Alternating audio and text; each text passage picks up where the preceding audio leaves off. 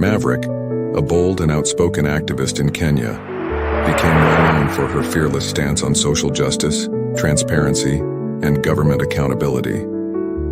From her early days, she was drawn to activism, often advocating. Maverick, a bold and outspoken activist in Kenya, became well known for her fearless stance on social justice, transparency, and government accountability. From her early days, she was drawn to activism, often advocating for the rights of youth, women, and marginalized communities. Her dedication to these causes helped her become a prominent voice in addressing issues like police brutality, corruption, and political injustices. Through her active presence on social media and participation in demonstrations, she became a symbol of hope for many young people who felt disillusioned by the current state of Kenyan politics and law enforcement. Aoko's sudden disappearance sent shockwaves through the activist community, raising concerns about the increasing trend of forced disappearances. The abductions, largely attributed to special units within the police force, often target vocal critics, activists, and young people who challenge authority or seek to expose injustices. These incidents suggest that some factions within the police may be acting on orders from political figures, using intimidation tactics to suppress dissent. The systematic targeting of activists like Maverick is emblematic of a broader pattern, with numerous cases of enforced disappearances in recent years. Human rights organizations have accused the police of overstepping their authority, pointing to illegal detentions and extrajudicial actions aimed. Many believe that police involvement in these abductions indicates an institutional effort to suppress political opposition and limit freedom of expression among Kenya's youth and activist networks. To the government of Kenya, church leaders, and the media, we are gravely concerned about the disappearance of Maverick Aoko, a respected journalist and activist who has been missing for 6 days. We urge the government to prioritize her safe return by launching an immediate, thorough investigation. To the church, we ask you to use your platform to advocate for her and call for justice. To the media, we ask that you amplify her story and help bring her case to the public's attention. Maverick's life and voice matter. Please, help bring her back, safely to friends and family.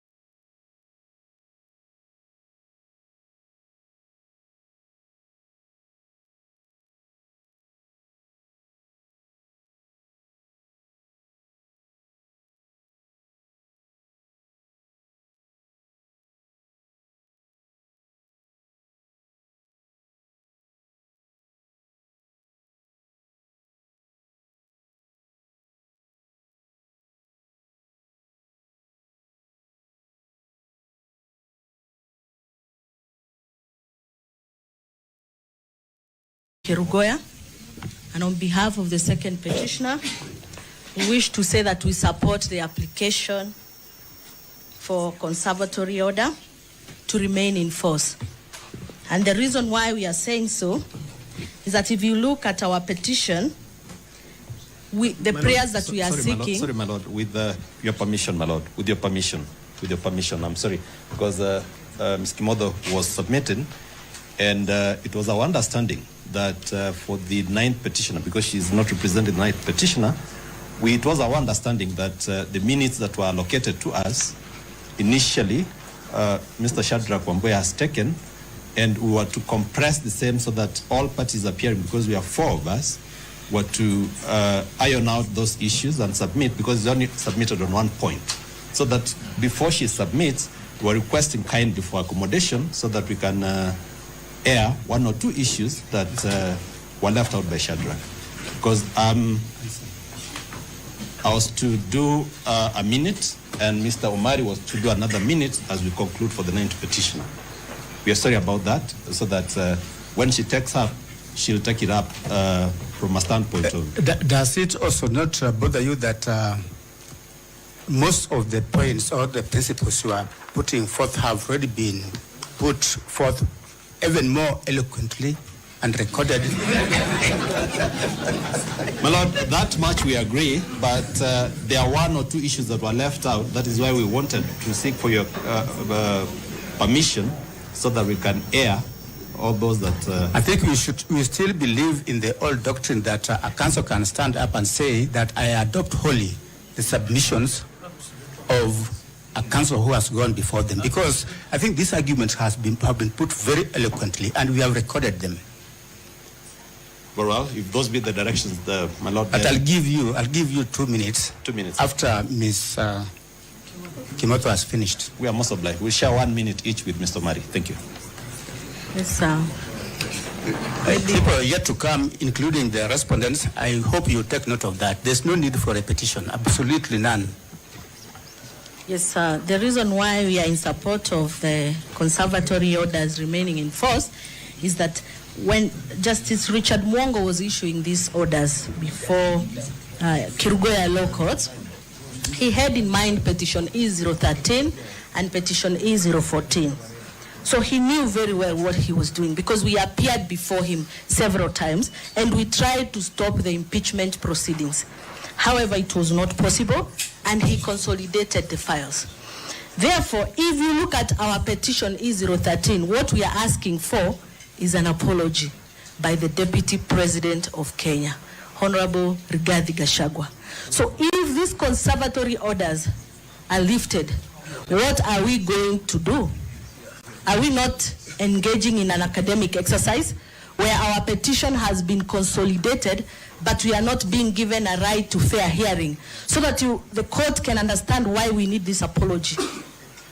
And this petition was filed first. It was filed on the 25th September, before the impeachment and after the impeachment. So we are praying that we be given a right to fair hearing. We be heard first. I think you are hearing me. If you can hear me through the comment section there, you can tell, so that I can see what is the problem. But of course, I am loud and clear. If you're following the conversation, you can tell us whether you're getting us. I was thinking that Maverick Kaoko, she has been missing for a long time. And that is one of the headlines that we have here in Africa 24. Like, where is Maverick Kaoko? And who is responsible for these abductions that are happening in this country? Because, you know, in this country, Maverick Kaoko is one of the social media activists who has been making sure that the government has been doing whatever it promised. And of course, you know, he is like Kevin, that is Morara Kebaso. Morara Kebaso is one of the leaders, Gen Z leaders, who is saying that he will make sure that the government will deliver. And he has been there trying to show Kenyans, trying to refill projects that they have been implemented by this government, but still they are pending. Remember to always like, comment, and subscribe to our YouTube channel there, Africa 24, wherever you're following this conversation. And of course, I have a lot of news today making headlines. You know, Gachagua lawyers, they are still fighting to see whether they are going to win, led by Senior Counsel Muite. And they are saying that it is high time now the judiciary stands on its own. The judiciary makes sure that everything that is happening in this country, they are going to solve it in free and transparent manner. You know, this is the only arm of government that is independent. And earlier you heard the former, that is the impeached deputy president, that is Rigathi Gachagua, saying that he has a lot of trust with this judiciary. All we're asking is, do you think that the judiciary is going to save the honest man from this impeachment? Do you think it's going to be saved from the impeachment? That is what we are asking. And if you are not able to hear me, then this is what I have to share. We starting with Maverick Kaoko's situation. Maverick, a bold and outspoken activist in Kenya, became well known for her fearless stance on social justice, transparency, and government accountability. From her early days, she was drawn to activism, often advocating for the rights of youth, women, and marginalized communities. Her dedication to these causes helped her become a prominent voice in addressing issues like police brutality, corruption, and political injustices. Through her active presence on social media and participation in demonstrations, she became a symbol of hope for many young people who felt disillusioned by the current state of Kenyan politics and law enforcement. Aoko's sudden disappearance sent shockwaves through the activist community, raising concerns about the increasing trend of forced disappearances. The abductions, largely attributed to special units within the police force, often target vocal critics, activists, and young people who challenge authority or seek to expose injustices. These incidents suggest that some factions within the police may be acting on orders from political figures, using intimidation tactics to suppress dissent. The systematic targeting of activists like Maverick is emblematic of a broader pattern, with numerous cases of enforced disappearances in recent years. Human rights organizations have accused the police of overstepping their authority, pointing to illegal detentions and extrajudicial actions aimed. Many believe that police involvement in these abductions indicates an institutional effort to suppress political opposition and limit freedom of expression among Kenya's youth and activist networks. To the government of Kenya, church leaders, and the media, we are gravely concerned about the disappearance of Maverick Aoko, a respected journalist and activist who has been missing for 6 days. We urge the government to prioritize her safe return by launching an immediate, thorough investigation. To the church, we ask you to use your platform to advocate for her and call for justice. To the media, we ask that you amplify her story and help bring her case to the public's attention. Maverick's life and voice matter. Please, help bring her back, safely to friends and family.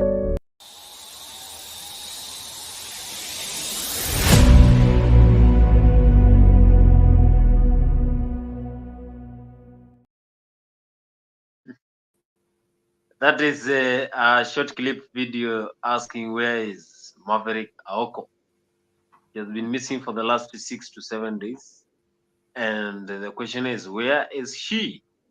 Joined by Kevin and here and Alex in this political talk. I want to start with Kevin. Kevin, political activist. Welcome to Africa 24 to give us your opening remarks here. And I think Kevin was trying to test us here in the live studio, but I think he will be back. Alex here, you can tell us where you're following the conversation and where do you think Maverick Aoko is and who is responsible for this abduction that is happening in this country? And does it mean that Kenyans have no freedom of expressions and freedom of trying to say whatever they want? There's no freedom of speech in this country because, you know, she has been one of the active bloggers in this country, the social media, specifically X. Good afternoon, Mr. Kimanzi. Good evening, good evening. First of all, Maverick is a good journalist. She's eloquent, she's articulate. I like her grammar, though I do disagree on her content a bit. There are some things she says which are very controversial. If you can pull some of the things she writes on X, they are very, very controversial. Some of which can lead to her being jailed. Even somebody in the comment section was saying if she's alive, she must learn to blog clean content. I think even if we bring her on this platform, which we should, we will disagree on a lot of things because there's some things she says which are very controversial. Like right now, I can't mention them on this platform, though I believe there are things which most of them she says which are very true, which we can't turn a blind eye on. But you know, in this Kenya right now, Bonnie, if we saw some few days, Sifuna, imagine the Senator Sifuna who has security coming out to say that no one is safe in the country, even them people can come for them. So if senators are not safe, how can a blogger be safe? We saw Bob Njagi being abducted, getting lost, and he came out and spoke on Spice, and he claimed the person who did this to them is the government.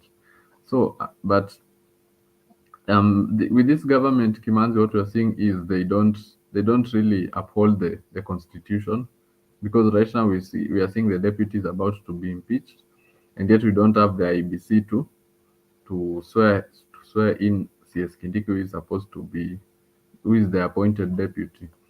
So before you get into this activism, one thing you should know is that there is a price to pay. So if you find yourself exposing things, talking about the government, beware of the things which might come your way.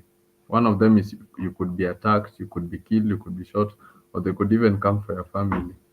So, but I believe these people should leave Maverick Aoko alone, because the things which are saying they are true. If she's saying things which are wrong, then why come for her? Why go for her? It's because they know there are things which she's saying is true. That's why they try to suppress. They are trying to suppress her, not to keep on saying the truth on social media. But you know, the truth always comes out, and when she because I believe she will be found, and she will come, and as she always does, she's going to expose the things which are happening to her when she's abducted, and she's also going to say who is behind it. So the government has to prioritize respecting the constitution, which gives the people the freedom of speech, even us here, because many people are existing by freedom of speech. The likes of Andrew Kibe is existing by freedom of speech, and he has made millions from it. So if Maverick Aoko is existing from the freedom of speech, why should they try to limit her not to be able to say some few things?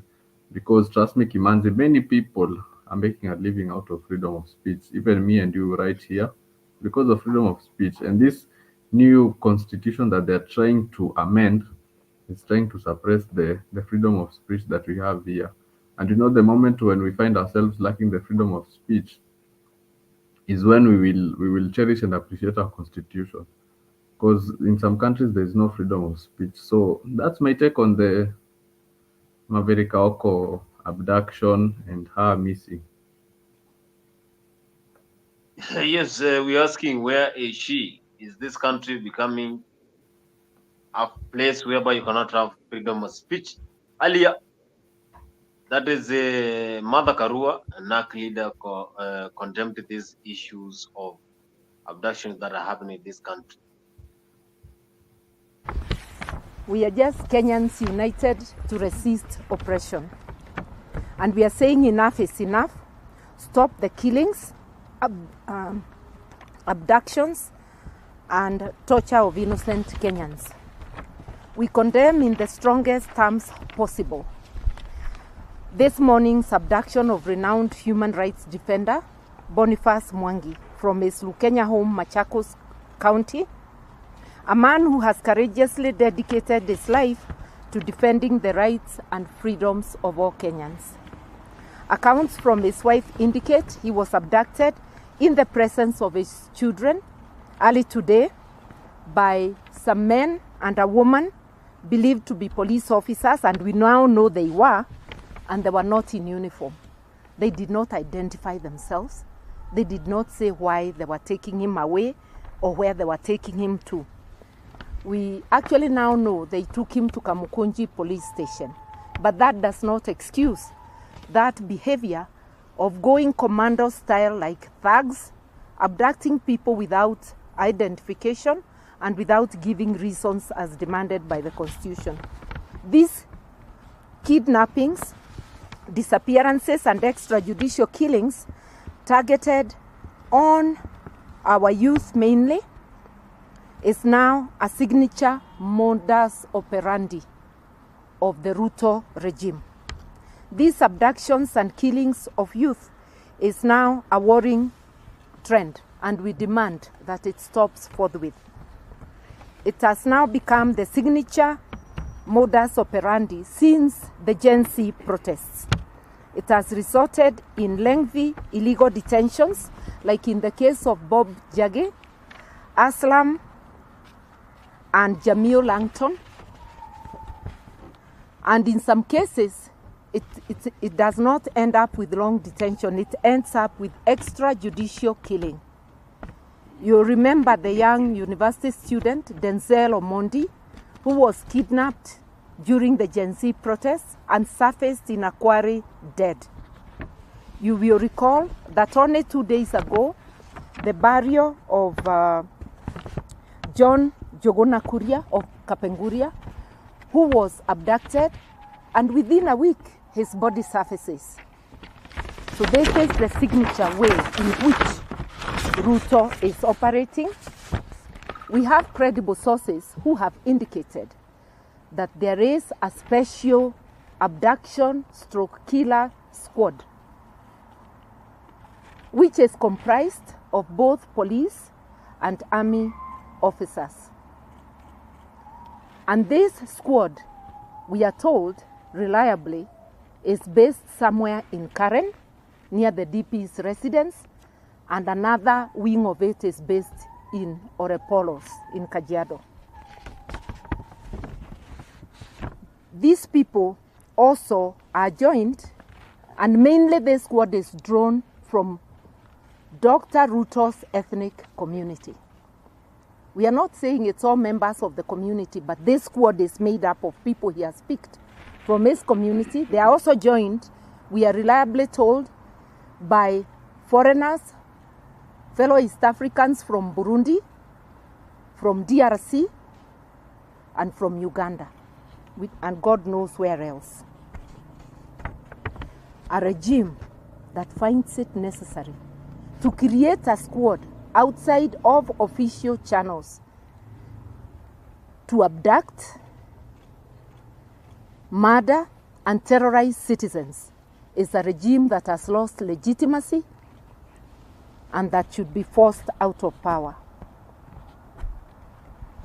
This targeting of activists, journalists, and youth is a direct assault on our constitutions, on the right to life, principles of equality, justice, and freedom. Kenya must not be a place where families live in fear that their loved ones may be taken in the night or any time of the day, never to return. The right to life and liberty, as I've said, enshrined in our constitution, must be upheld not selectively, not conditionally, but absolutely. I want to ask my colleague to go on from there. That is NAC leader Martha Karua saying that she condemns abduction of journalists, abductions of political activists. The same way Kevin Songa is saying that he is one of the political activists we have in this country. Martha Karua, she's saying that the country should be free. And she's condemning William Ruto government because at the end of the day, anything that happens in this country, we blame William Samoei Ruto. The Gen Z abductions, several killings that happened during the protests in the last 3 months was only because of William Ruto government. That is what she's saying. She's also saying that the Kenyans are not having freedom of speech, which is something that should not be happening in a country where we have democracy. You know, democracy, when we have a democratic kind of government, then we all have that freedom of speech, expressions, and freedom of doing whatever you think is going to benefit other Kenyans. The Gen Z came into the streets so that they can protest against the finance bill, which was later withdrawn, and also they protested against the ongoing abductions in this country. Mother Karua, he's also saying that the country is headed in the wrong directions. That William Ruto came into power after Uhuru Muigai Kenyatta, and that is where Kenyans began to have those problems. The hustler nations later turned into something that Kenyans cannot describe. And of course, this is the way that I want to ask Alex here. Do you think that the country is headed into the wrong direction from the speech that has been delivered by Martha Karua there? And do you think he is saying the truth when she's condemning William Ruto, that is Udagap? You see, first of all, Bonnie, whatever Matakarua said is exactly the truth. I can't even filter everything. This country is headed in the wrong direction, Bonnie. We don't have opposition right now because opposition are in power.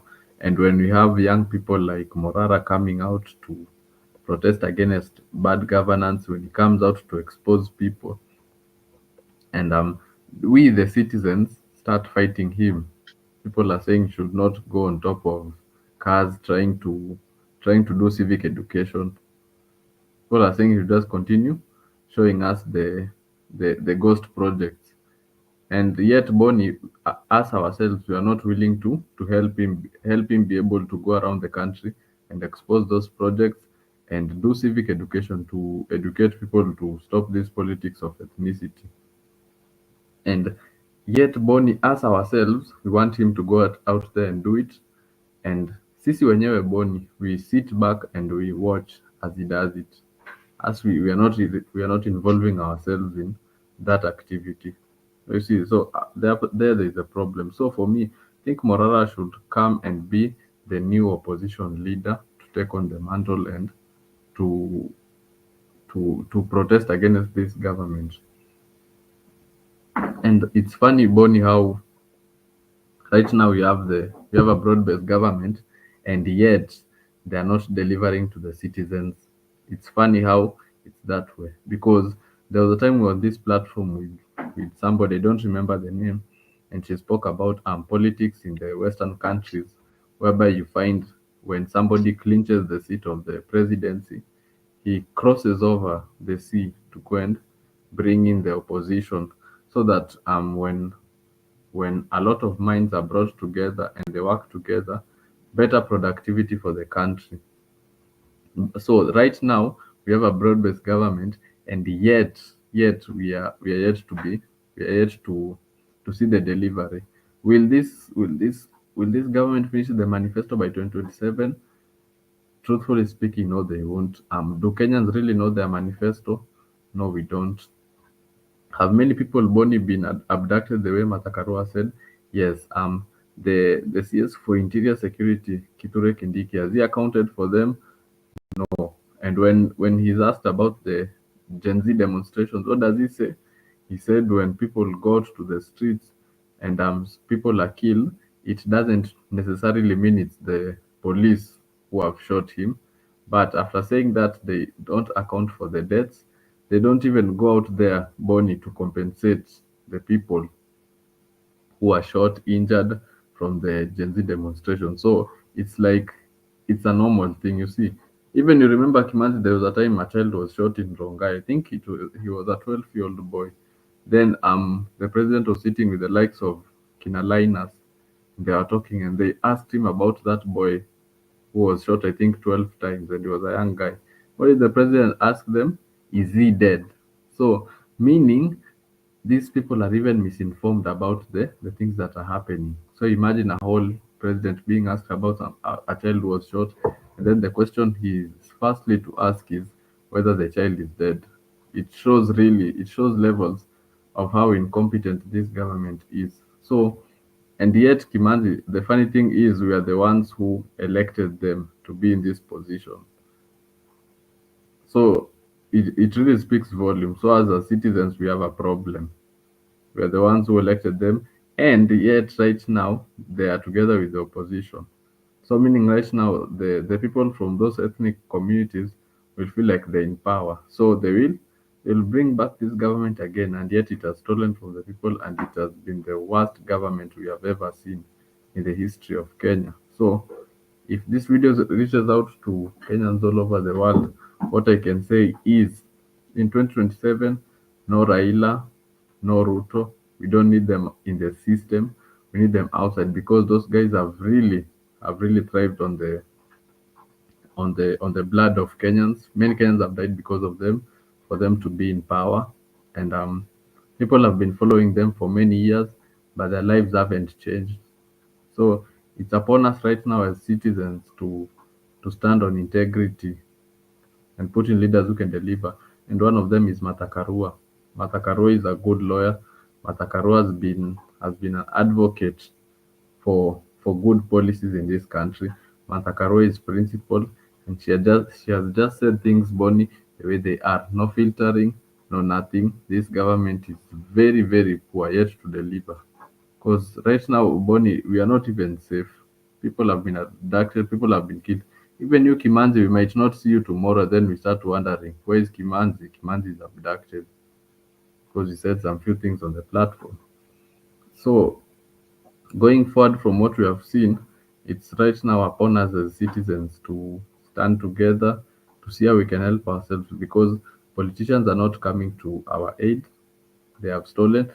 If it's just that we cannot get clips, but Richard Onyonka was speaking on the Daily Break, and he was speaking about trillions being budgeted in this country to be stolen. Imagine the finances of this country are being budgeted to be stolen.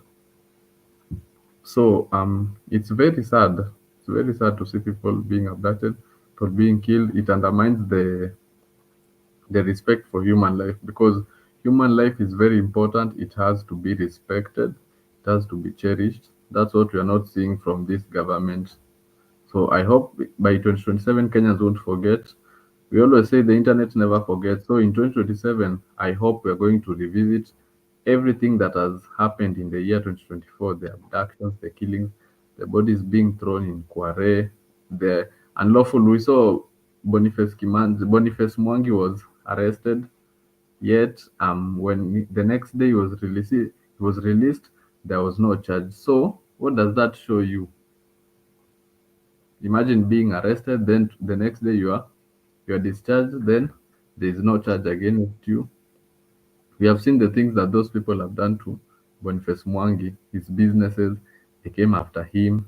He was being arrested, and yet what did he do wrong? He did nothing wrong. Boniface Mwangi is just an activist who is pushing for change in this country, but those people are standing in the way of change. Can I say he was one of the Gen Z leaders who was orchestrating the protests? Yes, he was. And people follow Boni because Boni is a person of integrity who is highly respected. So what I can say is that in 2027, as Kenyans, we have to stand together. We send this government home very early. So if you fail to vote in 2027, you have voted for Ruto. Anyone who has an identity card should be on the ballot to vote. And if you stay at home, you don't vote, just know you have voted for Ruto, and for us to continue suffering.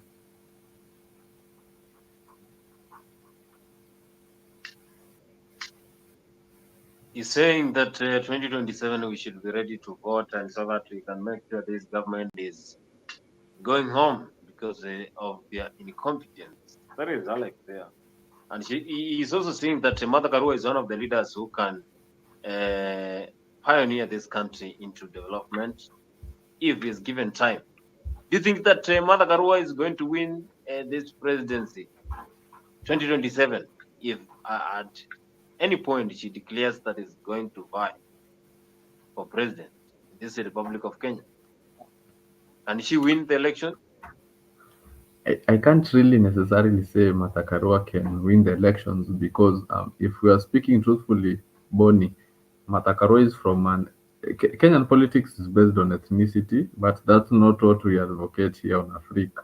But what I can say is, even in her back home, in the mountain, Martha Karua is not even seen as a kingpin, and even people of the mountain don't really. I can't say people of the mountain really follow her, even though I feel like Martha Karua can deliver. Can deliver better than all the men who are there, the Gachaguas, the Kindiki, the Kimani Shungwa, the other guy in Dindinyoro. I believe Martha Karua is more competent than them. Martha Karua has always been principled. She has always stood on integrity, pushing for change. She was part of the Kibaki regime, which we saw deliver to Kenyans. So we can't complain. So if it were up to me, if I see her on the ballot and she's against Ruto, I will give her because I know Boni Martha Karua is somebody who can deliver. And under Martha, we won't see Martha Karua bring in the opposition to try and make sure no one is opposing what you do. We won't see Martha Karua trying to bribe MPs or senators so that she can get bills passed to the government. We won't see Martha Karua going out there to sending the police and the army to go out there and kill people because it's very unlawful. So can Martha lead this country, Boni, and do it better than Kibaki? Yes, she can. We can't question that. But can people really vote for her? I don't think so, because even in the mountain, as I've said before, she's not even seen as a kingpin. But if people were just to be objective, Boni, and let's not look at ethnicity or anything, let's look at somebody who is qualified to lead this country, to take on the mantle, then Martha Karua is 100% qualified. You're saying that Martha Karua is 100% qualified to champion this country into one of the most developed countries in terms of development, in terms of leadership, in terms of economic situations, that Martha Karua is the one waiting to see us stand before 2027 general elections. And today, Gachagua lawyers were in the court and they were trying to defend the impeachment motion. This is after the security was reinstated with Gachagua after it was earlier withdrawn. So they are still in the court, and they believe that because judiciary is independent body, it is the only independent arm of the government that can make a decision without influence of any other person. But Kenya, we still don't have that independence. This is the time that we are trying to see whether the judiciary will act accordingly and give free, fair, and transparent decision after the case's motion that was presented in the Senate and the Parliament for the impeachment of the honest man, Rigathi Gachagua. These are some of the proceedings that happened today in the court.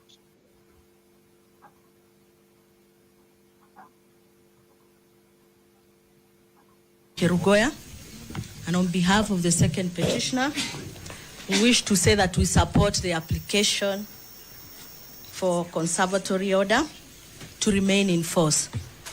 And the reason why we are saying so is that if you look at our petition, the prayers that we are seeking... Sorry, my lord, with your permission, my lord, with your permission, I'm sorry, because Ms. Kimodo was submitting, and it was our understanding that for the ninth petitioner, because she is not representing the ninth petitioner, it was our understanding that the minutes that were allocated to us, initially, Mr. Shadrach Wamboya has taken, and we were to compress the same so that all parties appearing, because we are 4 of us, were to iron out those issues and submit, because it's only submitted on one point. So that before she submits, we're requesting kindly for accommodation so that we can air 1 or 2 issues that were left out by Shadrach. Because I was to do a minute, and Mr. Omari was to do another minute as we conclude for the 9th petition. We are sorry about that, so that when she takes up she'll take it up from a standpoint of... Does it also not bother you that most of the points or the principles you are putting forth have already been put forth even more eloquently and recorded? My Lord, that much we agree, but there are one or two issues that were left out. That is why we wanted to seek for your permission so that we can air all those that... I think we still believe in the old doctrine that a council can stand up and say that I adopt wholly the submissions of a council who has gone before them, because I think these arguments have been put very eloquently and we have recorded them. Very well, if those be the directions, my Lord... But I'll give you 2 minutes. 2 minutes. After Ms. Kimoto has finished. We are most obliged. We'll share 1 minute each with Mr. Mari. Thank you. Yes, sir. People are yet to come, including the respondents. I hope you take note of that. There's no need for repetition, absolutely none. Yes, sir. The reason why we are in support of the conservatory orders remaining in force is that when Justice Richard Mwongo was issuing these orders before Kirugoya Law Courts, he had in mind petition E013 and petition E014. So he knew very well what he was doing because we appeared before him several times and we tried to stop the impeachment proceedings. However, it was not possible and he consolidated the files. Therefore, if you look at our petition E013, what we are asking for is an apology by the Deputy President of Kenya, Honorable Rigathi Gachagua. So if these conservatory orders are lifted, what are we going to do? Are we not engaging in an academic exercise where our petition has been consolidated, but we are not being given a right to fair hearing so that the court can understand why we need this apology? And this petition was filed first. It was filed on the 25th September before the impeachment and after the impeachment. So we are praying that we be given a right to fair hearing. We be heard first. We have nothing against Professor Kindiki. However, once he assumes office, he will now become a deputy president, and therefore we do not need an apology from Kindiki. We need an apology from Rigathi Gachagua. And we need an apology from him when he's at his official residence. No. They will have, no, allow me to. My Lord, may I just interfere? The petition by Kimoto and company required the deputy president, then, now impeached, to apologize to the National Intelligence Service, NIS, completely overtaken by events. I don't even know why she's here. No, that is uncalled for, and I hope the bench will protect me. I think Ms. Kimoto is rightly before the court. Yes, thank you. Thank you, Judge, for protecting me, because I almost quoted the paragraph 110 of the disposition of this court where you assured us that we are going to have a fair hearing. So therefore, thank you, Justice Charo. So what I'm saying is that, yes, so what I am saying is that we need an apology from the Honorable Rigathi Gachagua, him being the Deputy President of Kenya. So what we are saying is that we want him, at least we are going to support even the issues of how he was impeached so that we can get to the bottom of this. And we still have a chance because he has not left office. And if he has not left office, then we have a chance to be heard in our petition, E013.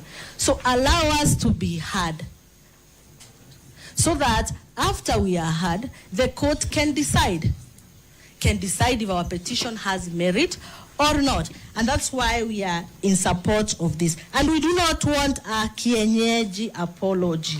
Our apology is very clear from our pleadings because these utterances he made when he was in office and they carried weight. Why we are insisting is that the NIS team, and especially my client who is affiliated to the NIS, he was affected.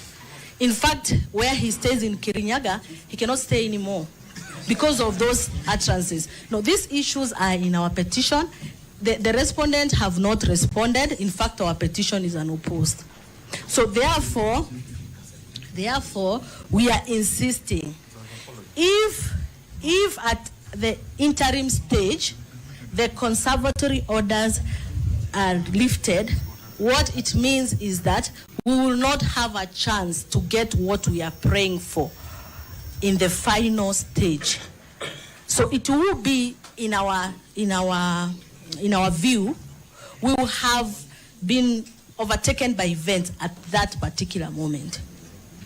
Therefore, when we remove this conservatory order, it only means that we'll have a final order in the interim, because now there will be a new deputy president, and we sued Honorable Gachagua when he was the sitting deputy president, as a deputy president, not as Honorable Gachagua. So we are praying that the court do look at this. There was also an issue of public participation. Once we were consolidated, those are the issues that are also in petition E014, on how the public participation was conducted, which we, of course, we support. It was hurriedly done. So we did not even have a chance, or many people and many Kenyans did not have a chance to give their views. So again, just 1 minute. Again, this is what we are saying. It will now go to an academic exercise where we just appear before the court and expect just to be told you have no right anymore, and you're overtaken by events, just like some councils were trying to say. That's all. Thank you. Thank you.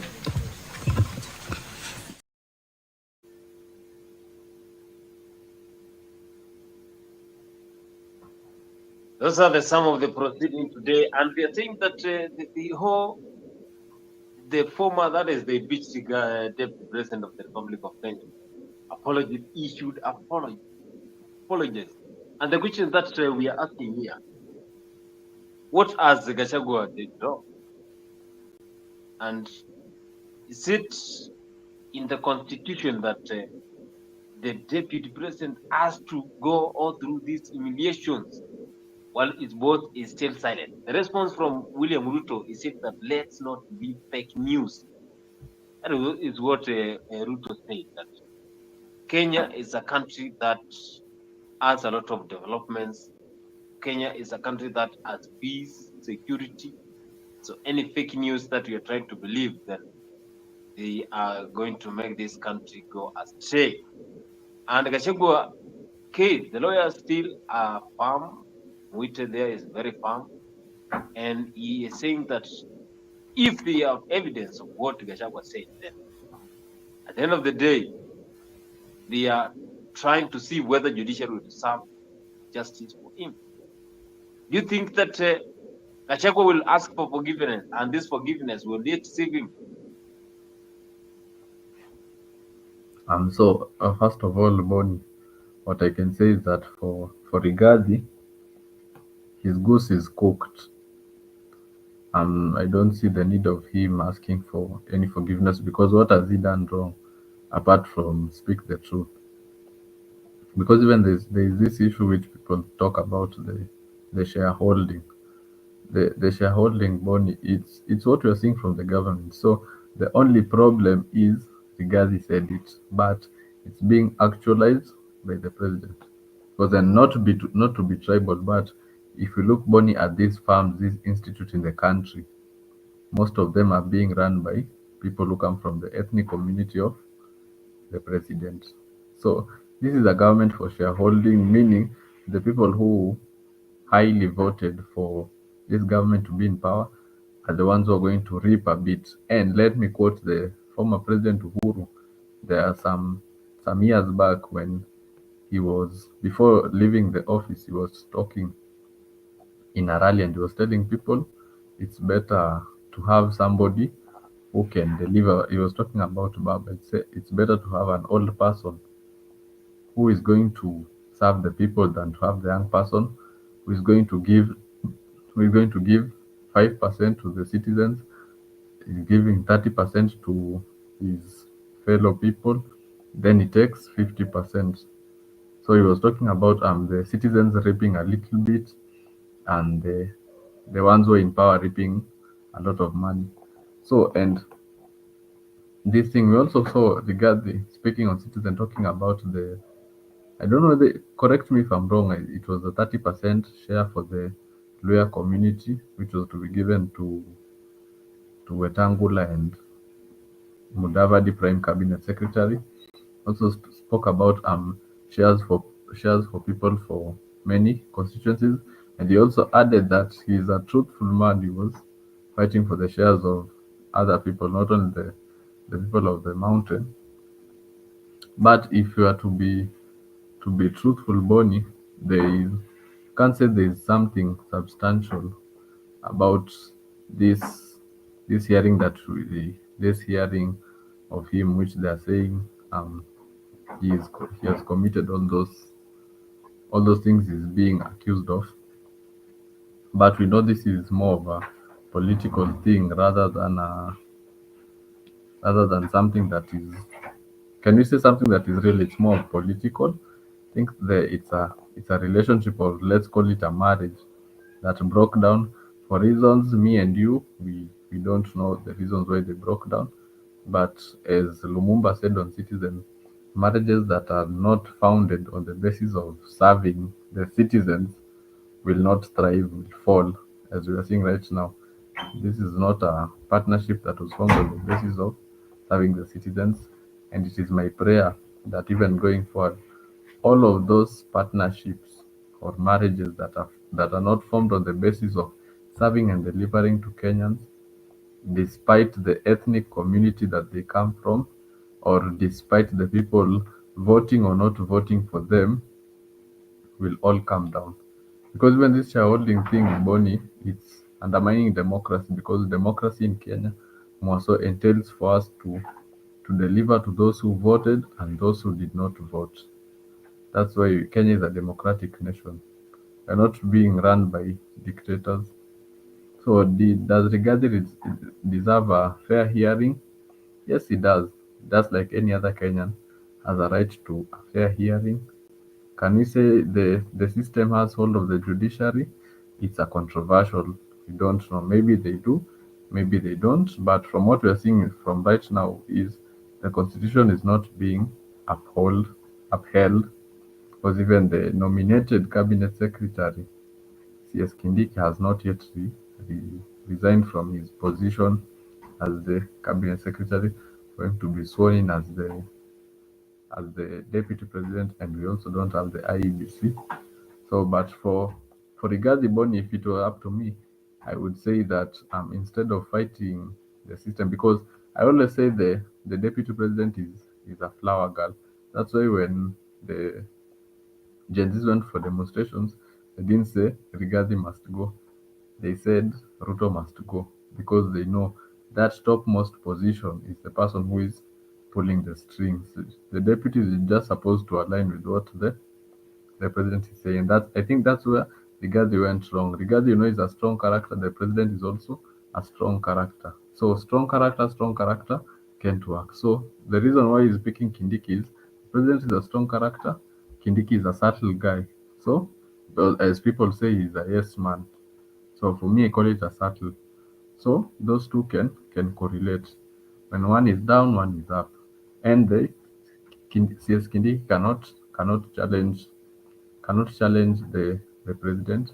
And will Kimani Ichung'wah feel like he should be the deputy? Yes, he will feel, because he has been one of the loyal Ruto supporters. But them, they know what they are doing. So what I can say is, Bonnie, he didn't have to get to this point where Rigathi is being impeached. He could have just resigned earlier on to save himself and to start campaigning and see whether he's going to stand in 2027 or is going to join us in opposition as we try to remove Ruto from office. Do I think right now my prediction is he is already gone, and that's a message to anyone who is going to power, that if you don't deliver to the citizens, emotion will be passed for you to be impeached. So right now, here in Kenya, going forward, the leaders know they have to be kept on check. If you don't deliver, a motion will be sent to the parliament, to the National Assembly, to the Senate for you to be impeached. Do I think we need Rigathi in 2027? Yes, we do. We need him to mobilize the people of the mountain to vote against the president. No, but not only that, but to also vote for a person of integrity, as our constitution says under Article 34. If I'm not wrong, correct me. I think under Article 34 it says we are supposed to elect leaders of integrity. Do we need Rigathi in the system? If it's my take, no, we don't need him in the system, but we need him against President Ruto. Right now, anyone who can help us remove him, we need them. And if you're going for the presidency seat, you cannot get it by ignoring the Mount Kenya votes, because we know the numbers matter. So for Rigathi, if he gets impeached, welcome in the opposition to come and mobilize votes for us, but we don't need him in the system. We need can I say technocrats? Yeah, we need technocrats. That's my take. He's saying that if Gachagua does not win this case, then he will be official opposition in William Ruto government. And yet this is the government that they fought during the election in 2022, and they won together with William Samoei Ruto. The question is, will William Ruto, that is boss, allow his deputy, someone who was humiliated in front of his kids because of this seat? You earlier saw Gachagua saying that William Ruto wanted to use my fame in the Mount Kenya region so that he can win the election. And then after winning the election, then he wanted to dump me. That is what Gachagua said. And if at any point William Ruto is going to come and save Gachagua, and this is the biggest PR that we will have seen in this country. The fight is still on, but who is going to save Gachagua? And of course, there's some of the things that are happening in this country is because of the government promises. The government promised Kenyans that they are going to deliver, that they are only hope for the Kenyans, the Asula nation. But now Asula anatawala kabisa.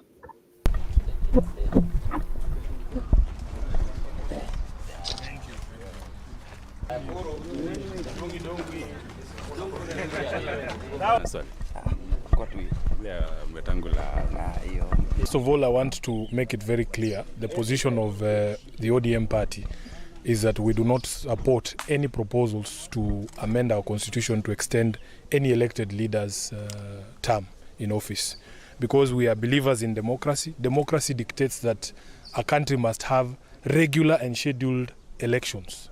So any person who comes up with a proposal to extend that term is essentially going against everything that we believe in as a political party. I want to assure members of the public that this is one of those bills that was brought for nuisance value.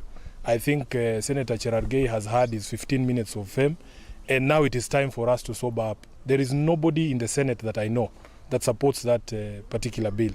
And the fact that we have extended so much public resources, even at the Senate, conducting public hearings for a bill that we know for a fact as a leadership in the House that it has no support, is what has led some of us in the Senate Business Committee to propose amendments to our standing orders, so that if somebody is going to... That is Senator Sifuna, and of course he's saying that no one is supporting the motion that any elected member term will be extended. Cherargei is the senator of Nandi, and of course, earlier today, he said that the 60% of Kenyans are suggesting that we extend the term limit of president. And yet, Cherargei is one of the close members of William Samoei Ruto. So if they are speaking, then you know president is speaking. Alex, do you believe that we should extend? Do you really agree with this motion that we should extend the presidential term or any elected personnel? Actually, Bonnie, if we look at USA, which I think is the biggest economy in the world, is being run for a period of 4 years by a president. And what I can say is that if today, Bonnie, you are given the economy of the United States, it's not easy to run it because it is the biggest economy in the world. And it's being run for a period of 4 years, only 4 years. So right now, if Kamala Harris or Donald Trump clinches the presidency, she, she's only the he or she is only there for a period of 4 years to run that economy. So why would we, Kenya?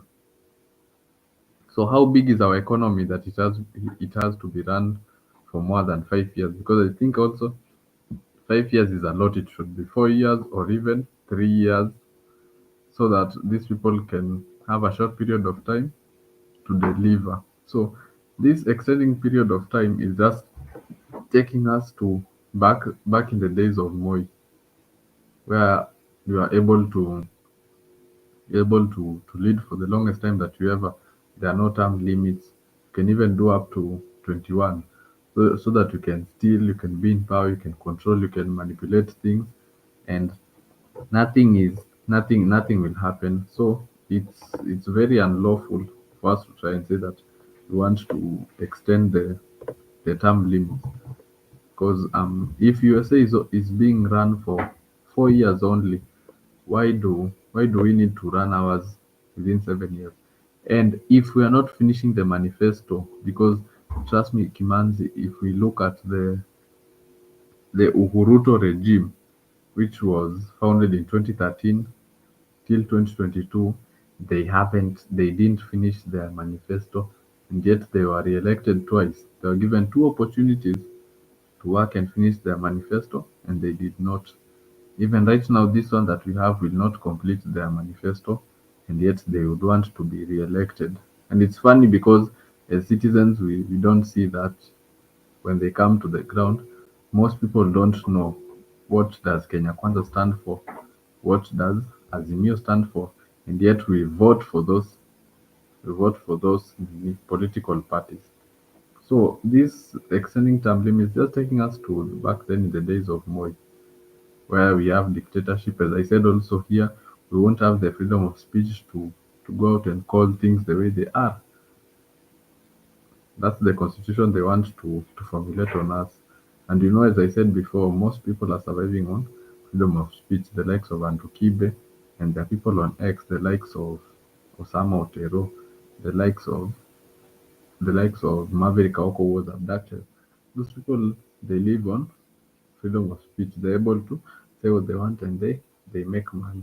So you can't limit us that freedom of speech, because it's something which even puts food on the table for many people. If you look at podcasts like Ikonini, survive on freedom of speech. So this thing of extending the term limits, it's just a way for them to be in power, to enjoy the things of the power, and to be able to rule the people, not even to lead, to be able to rule the people, and people not having any say. Because in this new constitution amendment, they want to return the issue of the prime minister, so that the opposition can also be in power. They can also eat something, so they can get their share also, so that they there's no one to oppose what they're doing in power. So the only good thing about that new constitution that I saw is they wanted to increase 5% of the parliamentary seats to people with disabilities, which I do support that. That's the only thing that I support in this new constitution, which was tabled by Senator Cheragay, because I think also we also have to give more opportunities to people with disabilities. But otherwise, apart from the other things, it's let me say it's a very stupid idea, because it's just an opportunity for them to steal more and more trillions from the people, and not just to steal, to also overtax them, and to draft more finance bills that are going to hurt the citizens. And yet we are told this is the government of Mama Mboga, Boda Boda. So right now, those Mama Mbogas and the Boda Boda people are going to be overtaxed. Students are not going to university because there is no money. That CDF fund which is given to MPs, it's not being allocated well, because there was a suggestion by people on X that it should be given to schools. It's not happening that way, going to MPs. So the country is right now in a mess. People are angry, but again, it's up to us to ensure that we don't suffer from Stockholm syndrome, and we put the captors back in power who are suppressing and undermining the citizens. So that new constitution thing, Kimanzi rejected. Alex is saying that the new constitution has been rejected. He's saying that the term limit for the president, and of course, you know, those close allies of William Ruto, they are speaking the likes of Oscar Sudi and Senator Gerard Gay. When they speak, then you know that the president is close to those leaders. Aaron Chiriot, you know, those are the leaders. Whenever they speak, then you know the president is maybe speaking. Because if Gerard Gay is saying that we extend the term limit for the president and also any leader who is elected, then you know that maybe they want to change the constitution, and the constitution allows after every 5 years we have a general election. So do you want to extend the term limit up to 7 years so that you can have all those elections after 7 years? Term limits, everything after William Ruto came into power is really changing. In the comment section there, I can see a lot of people. And if you're joining us for the first time, make sure you go to our YouTube channel, subscribe, like, comment, and share, because this is home of untold stories. We open stories here and we share best news every now and then. So check our YouTube channel, then you know that we have the best news for this country, and we cover all over the world, not only 254. We cover news from all over the world. Remember, Africa 24. This is some of the top stories, and as we come to the end, we have a lot of stories here we discuss it. And I'm not alone. I have Alex here, who is telling us some of the things that he thinks they can make this country go ahead. Ali, I was listening to Peter Munye speaking and George Natembea. And you know, Natembea, of course, is fighting for the Western region. The Speaker of the National Assembly, Moses Wetangula, together with the Natembea, they don't meet at any point. There is always a fight. And this is what Natembea had to say. Mimi sitakubali kuserve another politician. I'll only serve my people because I believe that one is a calling. Elewa watu yako wanakaa namna gani. I'd rather Mzee Olunga akuwe happy na nianoi Mudavadi ama Wetangula, I don't care. Lakini mzee wa chini akuwe nini? Happy. That's our responsibility. Those guys can take care of themselves. How do you do an agreement with the president or the candidate and you say tutapewa kiti ya speaker, alafu unasema tukipewa kiti ya speaker mimi nipewe kiti ya speaker, and the moment you are given that you forget all about the other things? Do you believe all of us in Western tutakula kiti ya speaker hiyo? That's for you and your family. The things that matter to us, ile miradi zingine za barabara, za maji, za basari, za kazi ya watoto wetu, those things matter to us because they touch everybody. Sasa mkiniambia mimi niheshimu Wetangula, he has to earn my respect. Kuniambia ni respect Mudavadi, he has to earn my respect. Na mahali tumefikia watu wangu, I want you to understand that hii mambo ya kubadilisha our status in life is in our hands. Just wake up, go and vote. And this time vote for yourself. Angalia maisha ya watoto wako, unakaa namna gani kwa boma yako. Enjoy jengilamo, Chingoso, Bulolo, Chinda, kama Monywe, na nuzini. Chimbeba, kama Zidri, Chisusi. Those are signs of poverty. Go and say, I'm voting for myself this time round. Na watu wanasema hawapangwingwi. 2027, the Luya nation itajipanga. Itajipanga. That is Natembea. The fight is still there. They are always fighting for the Luya nation. The likes of Wetangula, that is Moses Masika Wetangula, the Speaker of the National Assembly, Natembea, and Musalia Mudavadi. Why do you think Natembea is always fighting for the Luya nation? Is he for the top seat in this government? Is that what I can say is I I don't really have the correct facts of why Natembeya is fighting with Akina Wetangula and Mudavadi. And I hope it's not a loot, because sometimes it's a loot. If you see, because the same thing with Ruto and Gachagua, for me, I saw it as a loot. They are fighting for the loot, and one person had to take take on everything. So but what I have taken from his speech is that 2027 people should go and vote for themselves. Because truthfully speaking, we had the truthful man saying some weeks ago that the share for the Luya community was allocated 30% to Mudavadi and Wetangula. And can we say, Bonnie, the people of Mulembe have received that 30%? Can we say that? No, because as George Natembeya said, the things which interest the people are the things of development, roads, education, electricity, and the like. Those are things that which interest the citizens. And that 30%, which was allocated to those people, the people haven't reaped from it, because truthfully speaking, things are just the way they are, or we can say we have regressed 2 times. Things are much worse than before.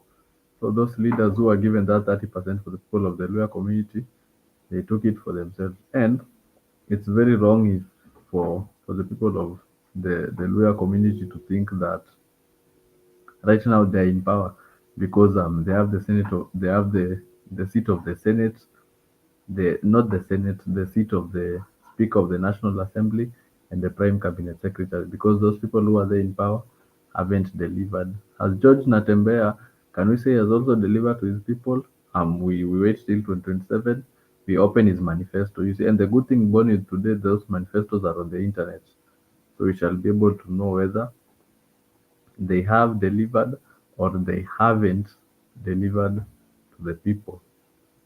So as George Natembeya is speaking, try to keep the two loyal leaders in check. Also have to keep him in check to know whether he's being truthful, to know whether he can account for his time being in power, how he has used his money, the development he has brought to his people, so that we can know whether can he be elevated to take on the mantle to be the leader of the Luya community or not.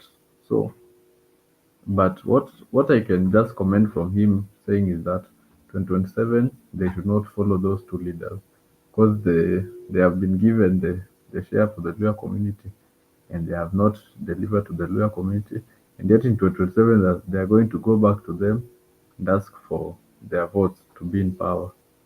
So how can you go and ask for votes for you to be in power, and yet you have not delivered to the you have not delivered to the people? So that's my take on it. So, and the good thing, as I said, their manifesto is on the internet. So if they have delivered, we bring them back. If they haven't, we remove them from power. That's my take.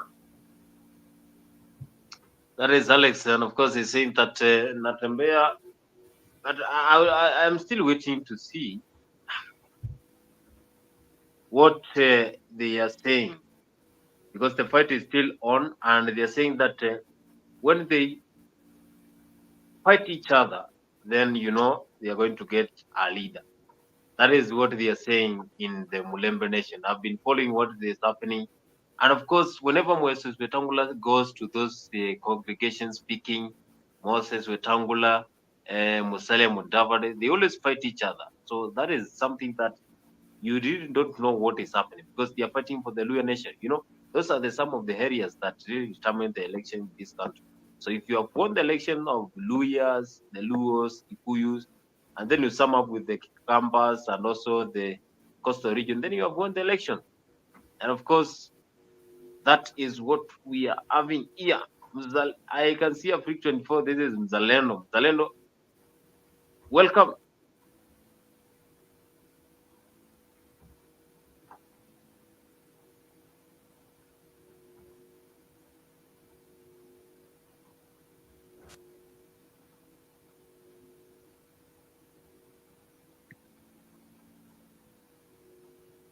I think we are unable to hear Mzalendo.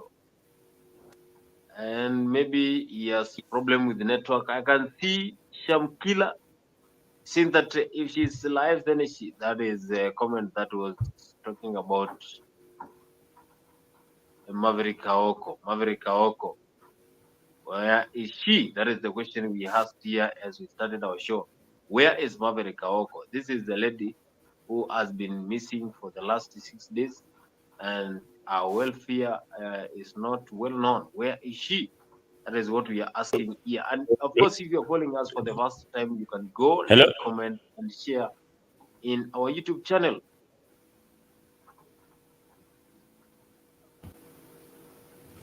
Hello. Can you hear me?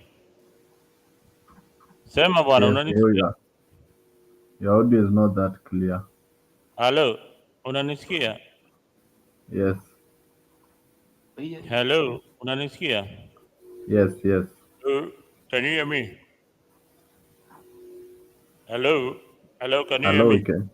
Yes. You can't hear me, man. Hello. Yes, can hear you. Where is Boni. Hello. What?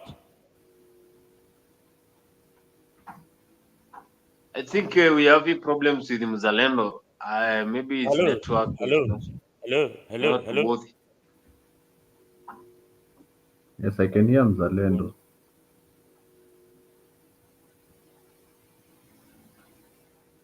It's my end. I'm working on it, Mr. Boni. I can't hear you. Say something. Boni, think can you say Boni- something? As we fix for Mzalendo, then we can have this. Mzalendo is fixing its network. Hello. Mzalendo, can you hear? Hello. Boni hezi kusikia juu hajavaa earphones.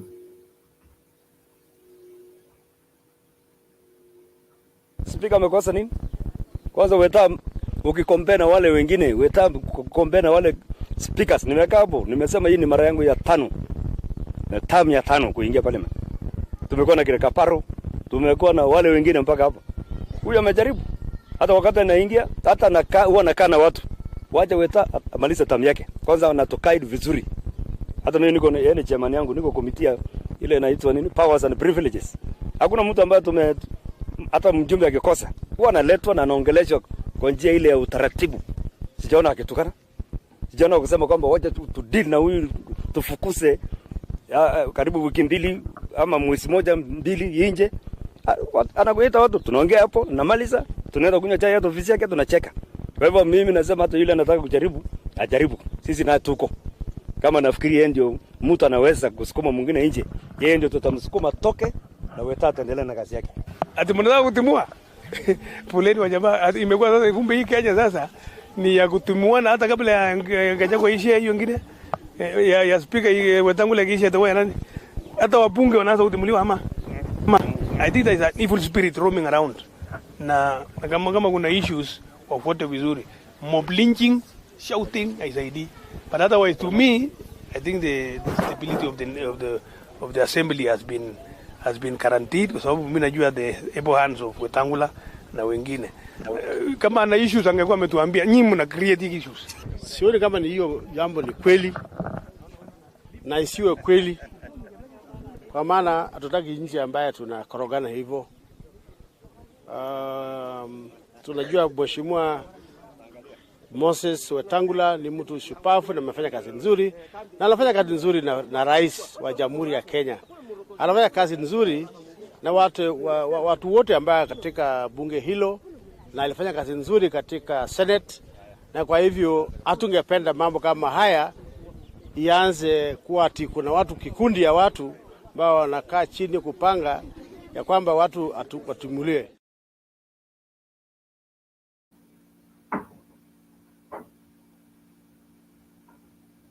That is a section of leaders trying to say they have big trust with Moses Masika Wetangula as they fight for the Luya nation. Yes, that is the former governor, and you see, that is Lonyangapu, and he's saying that they should allow the Speaker of the National Assembly to serve for the many years, and then they will look for another person. Because, you know, Natembea is one of the leaders in the Western issue, is always fighting this kingship of the Luya nation. But maybe Natembea has some hidden intentions about this country. Maybe we'll come by 2027 and say that I'm going to fight for the president. Then maybe he can join together with Raila or Mother Karua and they can challenge William Ruto. Those are some of the things that you don't know and you cannot predict in these elections in this country, but you're waiting to see if it is going to happen this way. We were having Mzalendo, but Mzalendo went. And if you are following us for the first time, then you go there, like, comment, and subscribe to our YouTube channel. Like, comment, share, and you can also follow us. That is the only way you can support this channel. We are always here every day so that we can give you the best news politically and share more ideas on what is happening. So if you're following the conversation here, make sure you go and like, comment, and subscribe to our YouTube channel. This is Political Show that happens here every day at 10 p.m. That is East African time. We're discussing the impeachment motion of Gachagua. The lawyers today they spoke. They're saying that they want to be given that platform so that they can defend the impeachment motion. Maybe Gachagua will be saved by the High Court, Supreme Court, and the entire judiciary. Judiciary will serve justice to Gachagua. Hello. Are they going to serve justice to Gachagua? That is what we are asking. Hey, Bonnie, can you hear me? Yeah. Okay, pole. Endelea. Oh, we are waiting to hear from your hand. I was testing my mic. I was just listening to what I couldn't listen to anything that you said. So I wanted to listen to in, or you ask me a question, I would probably be able to answer you. So asking whether do you think that the judiciary will save Gachagua? Which one? The one that the three-man bench, or which one are you talking about? The entire judiciary.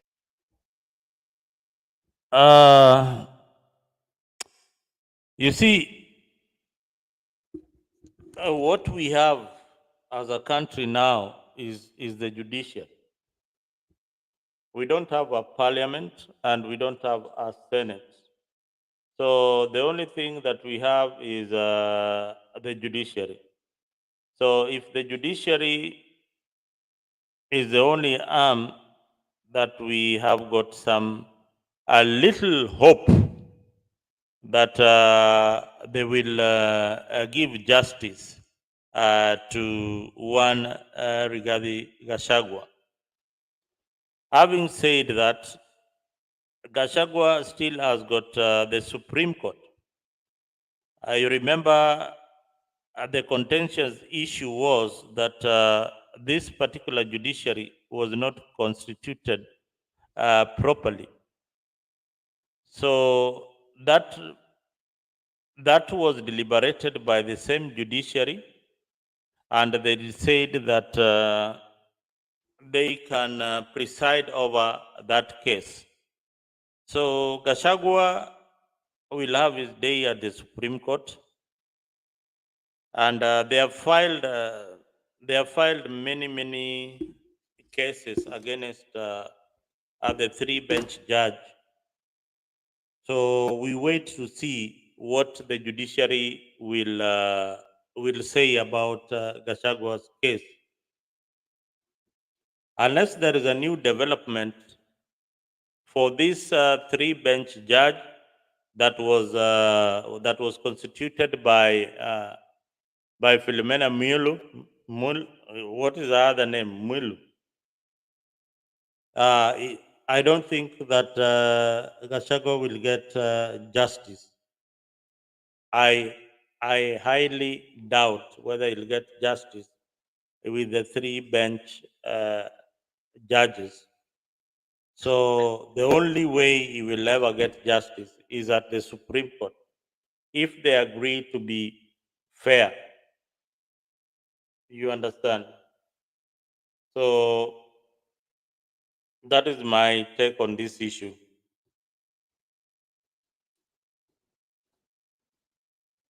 That is, Mzalendo is saying that Gachagua will not have this justice at the end of the day, but he has one of the best lawyers we have in this country.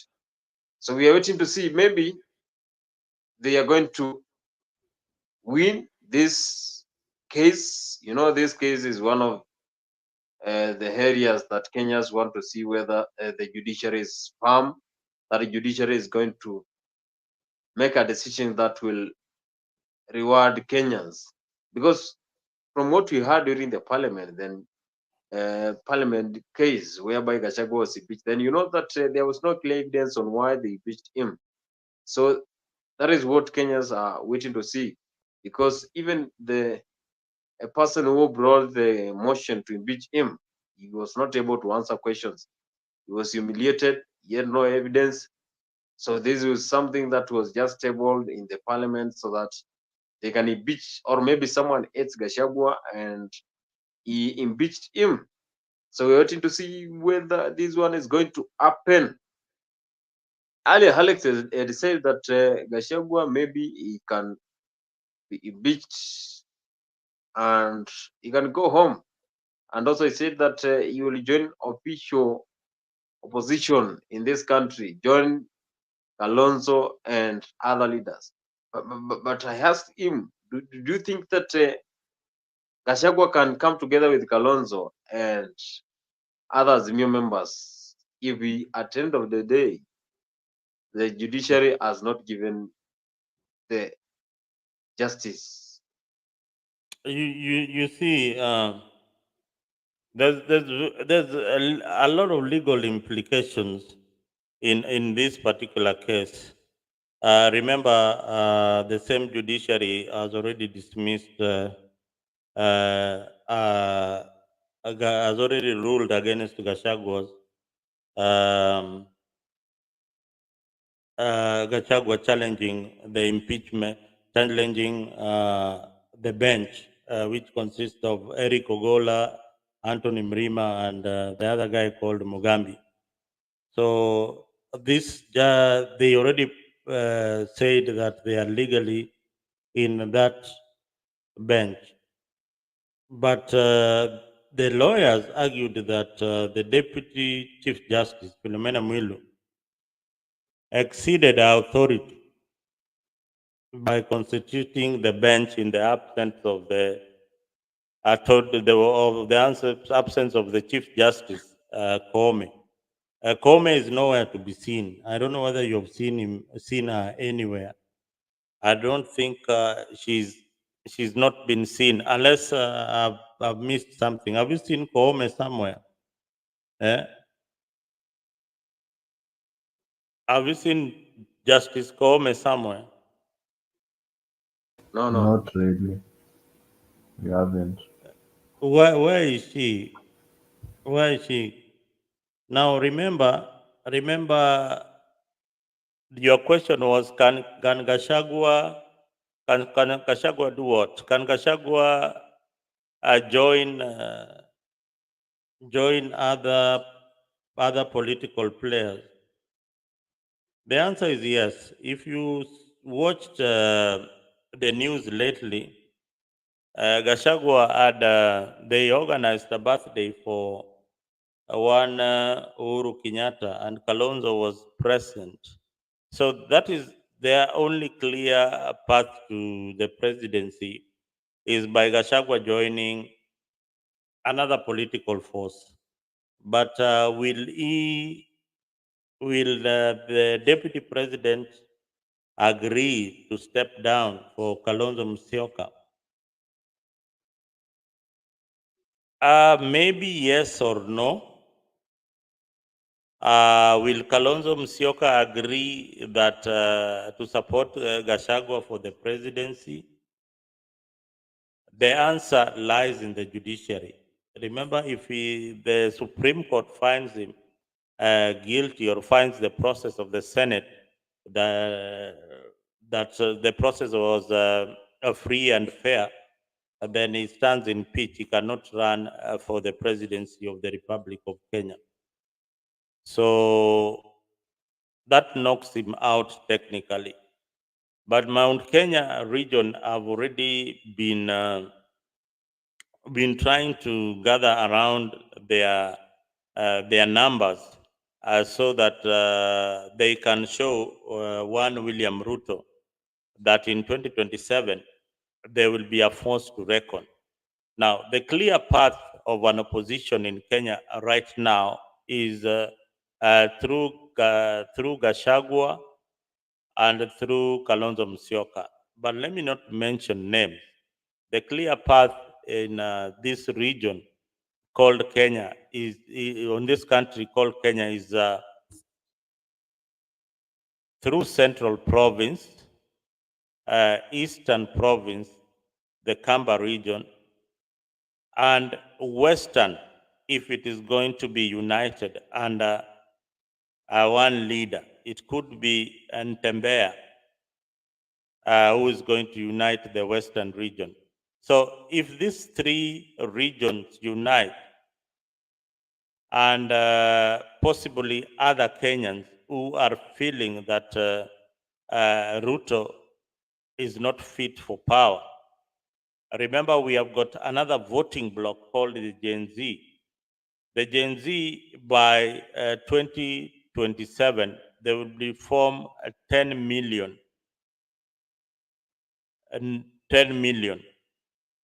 eligible voters. So these are now youths who are in Form 3 and Form 4 who are going to join the electoral register in 2027. What does that tell you? It tells you that the numbers for this election will depend on a lot of things.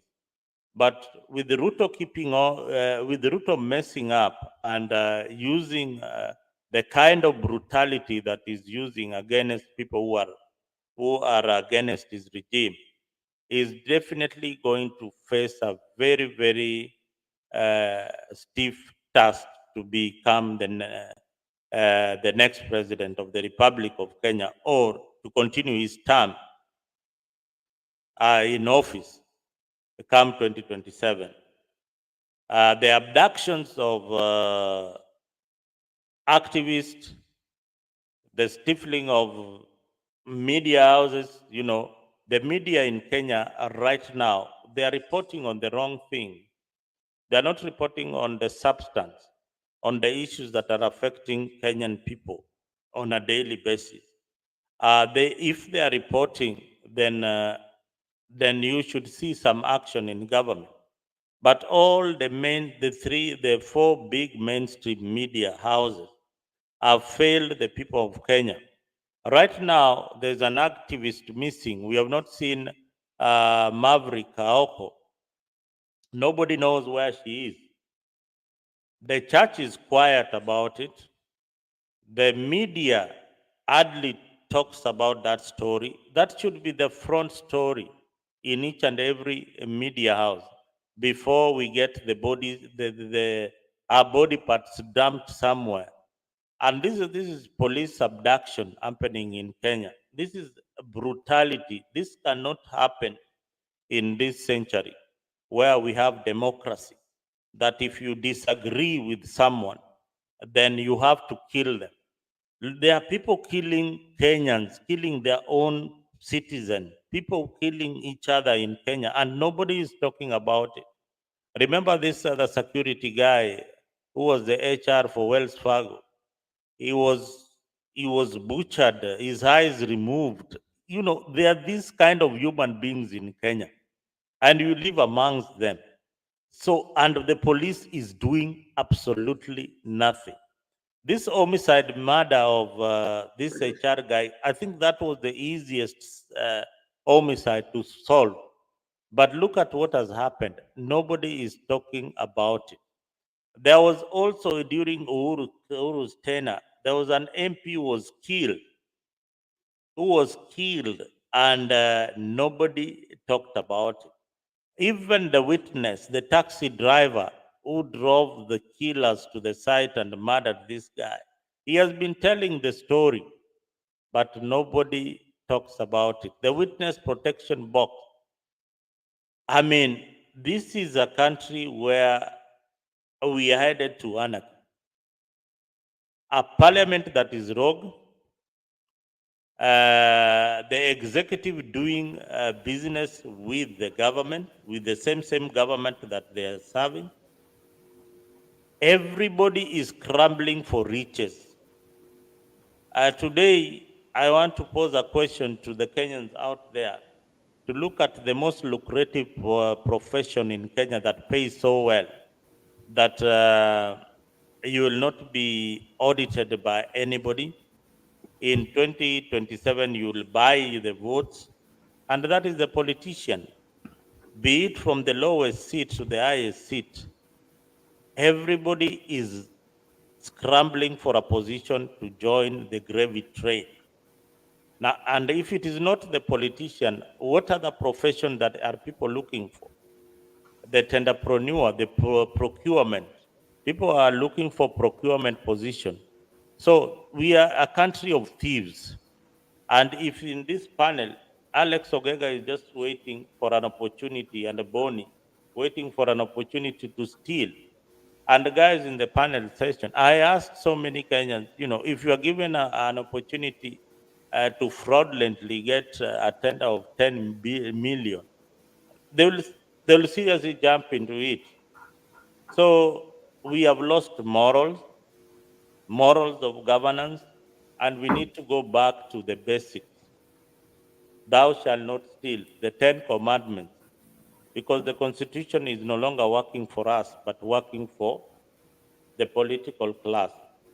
Hey, thank you, Bonnie. I had a very long submission. In the comment section there, Mzalendo gives a comment saying that gives a comment in the comment section there is saying that right now God will have is the last word in Gachagua case, and also he is saying that Mzalendo the killings, kidnapping, and disappearing started since independence, but the degree of this president and the governance differs. Ruto is not the first and last. That is You Gypsy see, Corner. can I answer Gypsy? Gypsy Corner, you know, you are an agreement that it is okay to kidnap and kill because it has been done before. Let us just continue with the trend.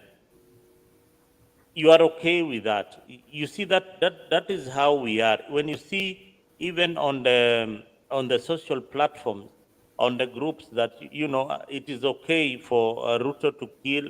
It is okay for his government to do the abduction. It is just okay because it has been done before. It is okay. He's not the first one. So why are we even bothered? That is what you are saying. But we are bothered because we must put a stop to it. If people did not talk about it during Kenyatta's time, then we have a voice right now. If Tom Mboya was assassinated by the government, then the people then had a voice. They stood up. They stood up. If we cannot stand up for the negative things happening in society, then we don't have a country. We don't have a country. That is what we call a banana republic. If you cannot stand, then we let these gangsters move up and down the streets of Nairobi and killing everybody that is against William Ruto, or anybody who is trying to question a tender, they're beaten up to death. I mean, this is not what we fought for. This is not why we have a new constitution in Kenya. And the political parties have become enablers. So we are in a crisis, gypsy corner. Sorry to say that. So, Mzalendo, can we question the appointment of CS Kindiki? Because during his time as the CS for Interior, we have seen the Shakahola massacre. We have seen many youths going out there to the streets being killed, and there is no account. And he came out and he gave a very vague statement saying that it doesn't necessarily mean because have gone to the protest and the police were trying to calm down the crowds, people have died. It means the bullet came from police officers, and there have been a lot of abductions, and they send the police to go and fight the Haiti war, and then they send the army to go and fight university kids with water bottle, with a flag, and with Colgate on their eyes to protect themselves from the tear gas. So, and he has been appointed for education wise. I can't really complain, say Kindiki is not qualified, but as per the position he was given, um he for me I don't think he has delivered as expected from him. So what is your take on him being appointed? Because I don't think he has delivered enough to get that seat.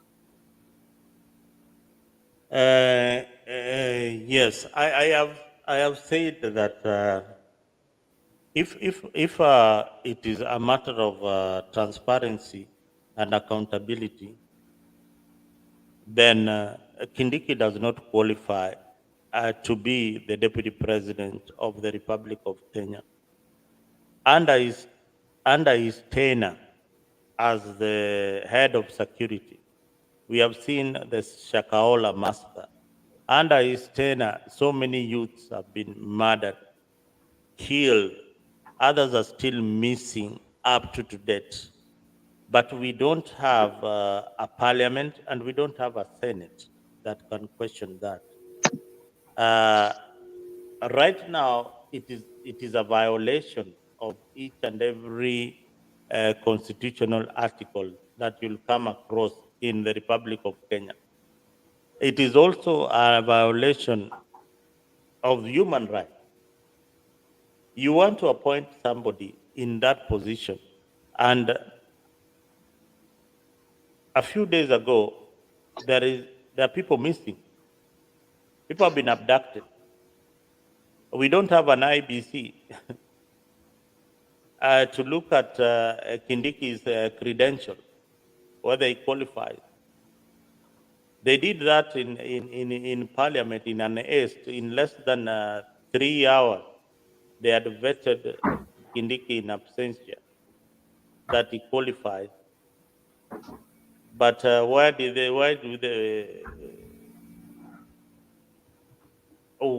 the president present the name to IBC? There's nobody to receive Kindiki's name as an appointee of the position of deputy president. So there is some flaws in the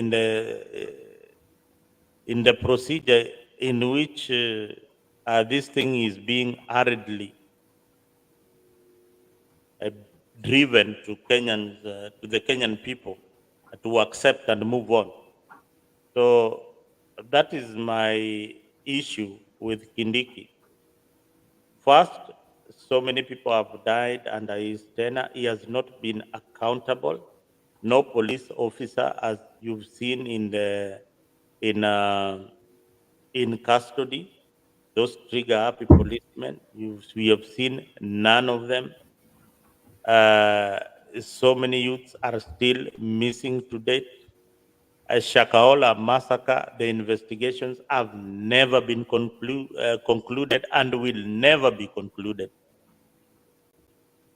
the investigation and the probe to Francis Ogola's death has never been concluded and will never be concluded. So those are the issues that I have with Kindiki. Apart, he is qualified, he is educated, he is a professor and all that, but his conduct is a bit wanting. Remember, this is the person who unleashed the Kenya Army on its own citizen. That is the greatest violation of the Constitution of Kenya.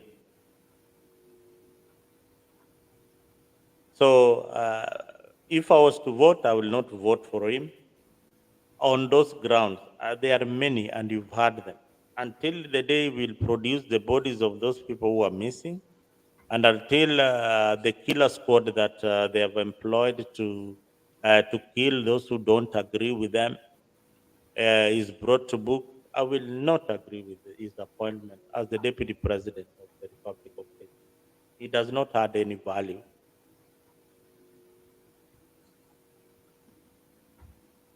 So back to you, Kimans. No, Gibson is saying that no, it's a reality which has been spoken about. Right now, people are being paid 20,000 to do the government dirty jobs. Alex is getting my argument. I also hear even the Western have got involved, but nothing happens. Instead of everything gets swept under the carpet and the trade goes on. Gibbs Economy, maybe you can tell us where are people getting this money from, and which are these kind of people who are being paid 20,000.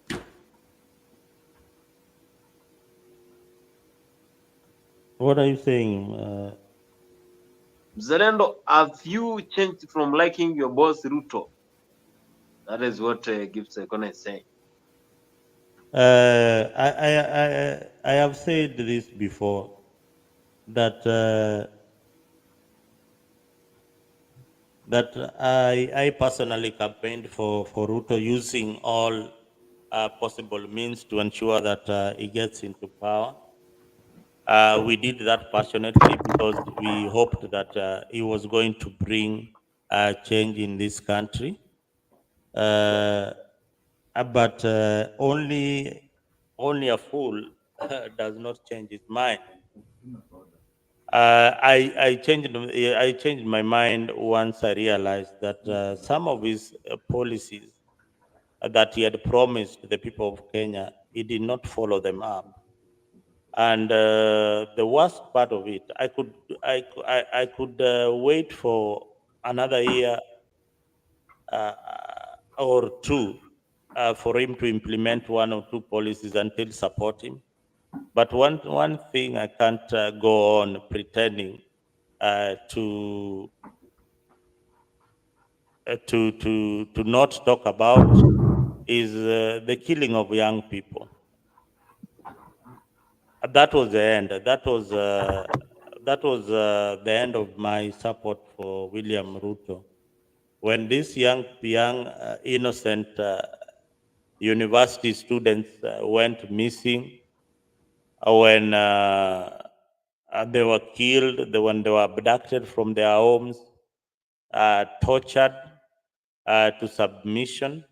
Some of these Gen Zs, you'll never see them on the streets again, because the kind of torture that they received, they will never be back on. It will torment them for the rest of their lives.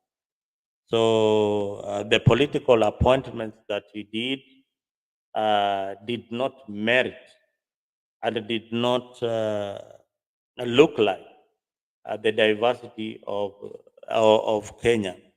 I said Ruto had got a perfect chance to change the country when the Gen Zs demonstrated and put up some demands which all of us were yearning for. All those demands that the Gen Zs had put forward is what was in Ruto's manifestos that he walked away from.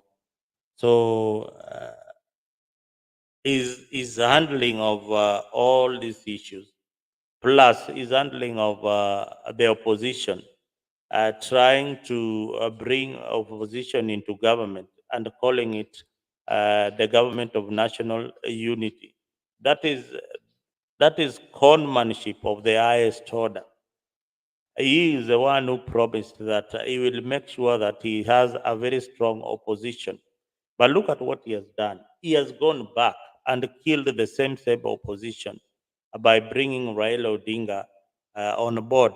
Although they pretend that they are not in government, they are in government. They are supporting each and every policy of government. So we are doomed, Gypsy Corner. I hope I attempted to answer your question. Earlier, Alex said that Karua is the perfect leader to lead to make Kenya go ahead in terms of development, in terms of making sure that the judiciary is independent. Do you agree that Martha Karua is the perfect response for whatever happened in UDA government in 2027? You see, Martha Karua has been consistent in her fight for justice. Although she accepts that she has got her own mistakes, that is good enough. But is she able to unify the people of Kenya? I think she could be a unifying factor. But for now, personally, I think Martha Karua is not able to marshal the kind of support that we need to remove William Ruto from power. So remember, William Ruto is not your usual politician. This is a shrewd politician who uses each and every tactic to get the numbers. So I can tell you that one William Ruto will be in power in 2027 if the opposition cannot get its act together. They have to have one candidate who is going to face William Ruto in 2027. Martha Karua can be in the team because all of us cannot be president. Kalondo cannot be a president at the same time Martha Karua because he's the president. Neither is Eugene Momalo. Neither is my friend Morara. So all these things I'm talking about, they cannot happen at the same time. They have to agree that there are other constitutional offices that they can serve to serve the country much, much better in the direction that the people want. So that is my take on Martha Karua. So Alex, if you had got some hope in Martha Karua, I see him as a fighter. I see him as consistent in whatever she believes in, but I don't see him as a presidential option. Welcome. We have Brother Benson in our channel, and for a long time we have not had him in our channel. Welcome, Brother Benson, and of course, give us your opening remarks here. And do you think that the judiciary is going to save Gachagua, or it is the hand of the honest man? First of all, thank you very much for giving me opportunity to be mzalendo. Habari gani? Mzuri sana kaka, habari ya New York? Si tuko vyema, labda kulikoje? Niliona juzi mlikuwa na rali kubwa sana sana sana, na mkasema maneno ingine hatuwezi sema hapa. Hiyo tusemi bana, wachana na hiyo. Okay, thank you so much. You know, one of the predictions that has given me so much headache is about the um, the process, especially when it comes to the impeachment case of Gachagua, because there are so many things that are in play based from the initiation of the impeachment process, and now we are looking at the tail end of it. You know, it is not very easy to predict, but somehow you can also have a predetermined um, view based on what has been unfolding, on it, because there are so many things that have not been answered based on the prayers that even the petitioner were bringing on the floor. So to me, it can go either or, but the chances that he might not get it kind of like a bit higher than him winning it, based on the force and the investment that has been put on this case. I agree with you, Ben, because uh, the threshold for an impeachment, you see, people look at Gachagua personally is a tribalist. That one alone puts me off with him. But But Nick, we are all tribalists at yes. some point in politics. Mhm. We all political parties are formed in tribal zones. Wiper is predominantly a Kamba party.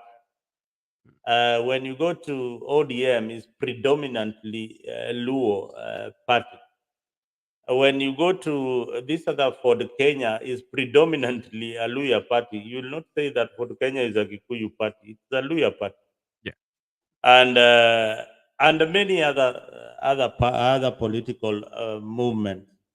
But what Gachagua said, what he has been saying, and I think he was not prepared for that particular office, and he has been saying that he represents the Mount Kenya region.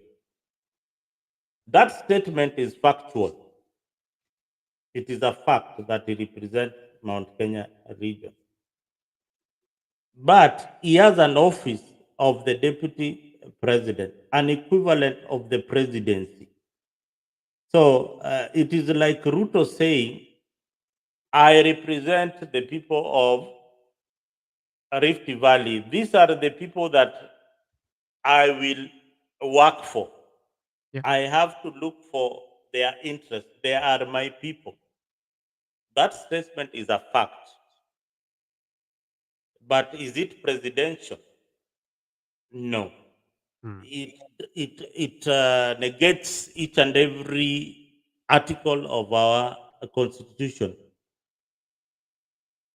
First, yes, you wanted to say something. I want to say something, or not that I'm supporting him, but when you're talking about somebody being tribal, you have to look it at the context of our politics,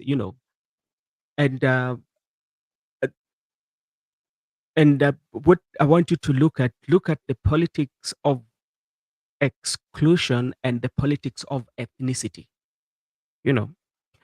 And if you want to look it that way, you will see that everyone is tribal, but how they manifest their tribalism is quite much different. And as I said in one of the program, was that Rigathi Gachagua was creating his own niche that people like Raila Odinga, President William Ruto, and Wetangula have created in long time. And the nature he was creating a niche of Mount Kenya whereby he can be the king of the mountain. But how he did it was that what made him to have problem, because there's nothing different with what other people are doing that he was doing, but how? So that is one. The second thing was the way he did it was shaking the other regions or other kings.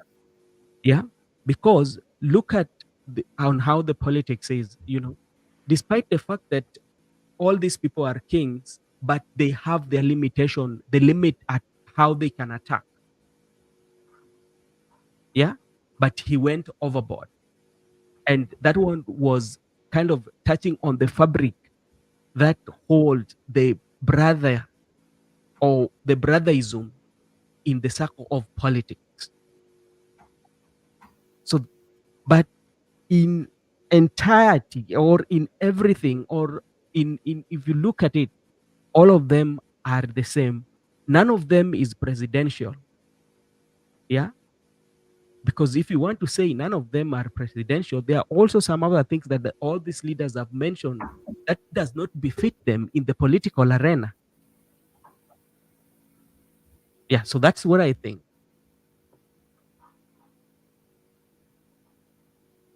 Well, Ben, you are right.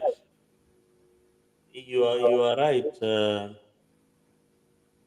But my question would be, uh, at what point was he right to say whatever he was saying? At no point, and at no point was he right to say what he said. But also, you have to look at this. This is a vice that we have as a community. So when we are punishing a vice of tribalism, we should not do it selectively. Yeah, that is how I think we should deal with it. But my question again would be, Yeah, if uh, if you want us to punish everybody who is now tribal yeah, in Kenya, if you offended me with your utterances mhm. and I have not reported it, what has been reported is what is being dealt with. So why would you want other cases that have not been reported to be dealt with? Yeah, Can I and say something? yes, Yes. So on that case which Brother Bernard you're saying, yeah, first of all, let me disagree with you a bit. I don't believe everyone is tribal. yeah, And also, and a good example is Lumumba. I'm a big follower of his. I don't think he's tribal in anyhow. yeah, And I also think there are many claims we can state people are tribal, but we live in a world where we go by fact. So, for yeah, example, for me personally, I can say let's say for example, I say Kimani Ichung'wah is tribal. yeah, I have to prove it. I have to come with the facts to show you that this guy is tribal, so that when we punish yeah, him based on truth. So if somebody has not shown anything that we can claim is tribal, he's still clean according to the law or according to how we see him. So I believe somebody has to show you something that which you can say is tribal.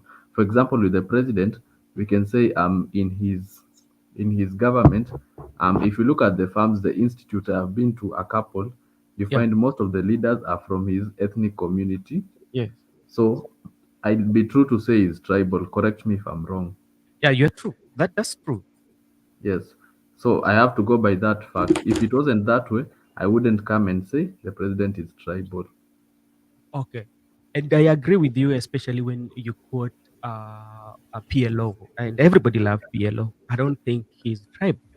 But now, we want to look it in. I want you to have it in. We look at this in this context in terms of the the the political players. You know, um, on how dating back to the foundation of this country. And the kind of politics that has always been played. You know, it has never been a politics of issues. Yeah, it has always been a politics that is driven by emotion, where we invoke our ethnicity. That's how it has been run. Not everybody, but we can point out on how things are done. To start with, let us come in the political parties. The political parties themselves describes us, give a clear picture of who we are. The outfit alone give us, because the political parties are identified by particular people. They are personalized. They are not public. Yeah, they are personalized.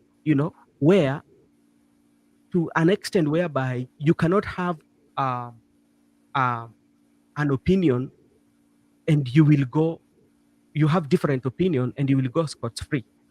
And another, on the same political party, for instance, when you go to vie, especially in Ukamba, no, let's say a typical example, like ODM, you want to vie ODM in an area whereby the ODM controls, yeah, and you come with another party. One of the things you will be told, you have come to divide us. You are not one of us because you're coming with another political party. And not only in areas that ODM has a support base, but in other areas where political parties are. So you find each and every region are identified by political parties of that area. And if even you look at the officials in those political parties, you will agree with me that some of them do not resemble the image of the country. It's about loyalty. Yeah. So that is one of the areas that an intelligent way on how the tribal showcase itself. That is Very one. true. Yeah, that is one. I get what you're saying, Brother Benson. Yeah. So let me give you an example. Mhm. For example, if today I am in Azimio, let's say ODM, as you Yeah. have said, and I clinch the seat as the president. Okay, so truthfully speaking, it's the Azimio supporters who voted me in. True or true? True. Yes. So but since Kenya is a democratic nation, and as a person who upholds integrity, I'm supposed to serve those who voted for me Mhm. and for those who didn't vote for me, and I Yeah. should deliver to all of them, regardless, and I should do it to the fullest. And I believe in doing that way, you'll also get to win some of those people who did not vote for you. Yes. So correct me if I'm wrong. You're right. So I think this shareholding thing, Mhm. it undermines democracy, because at the end of the day, there's one race, which is the human race. Yes. So as much as the people of the mountain want development, the same way the people of northeastern want development, same way the people of the western, the people of Nairobi, everyone needs development. At the end of the day, not very political, but I believe in the humanity race. Yeah. And I agree with you. Me and you, I can understand where you are coming from and how you reason. Yeah. Yeah. Yes. That's okay. But I'm just bringing you back to the history. Even if now we want to go into depth when we are talking about, even when we talk about, even to be very sincere, even during the Kenyatta administration, and that was where I was bringing in what we call the politics of exclusion and ethnicity. You will say that right now, for instance, I can give you a typical example. People would say that watu wa mlima wameguzwa. Yeah. But in real sense, do you think when we were talking about shareholders, even the real people of Mlima could have been, they benefited from the regarding presidency? No. No. It's only a few people within his circles that benefited.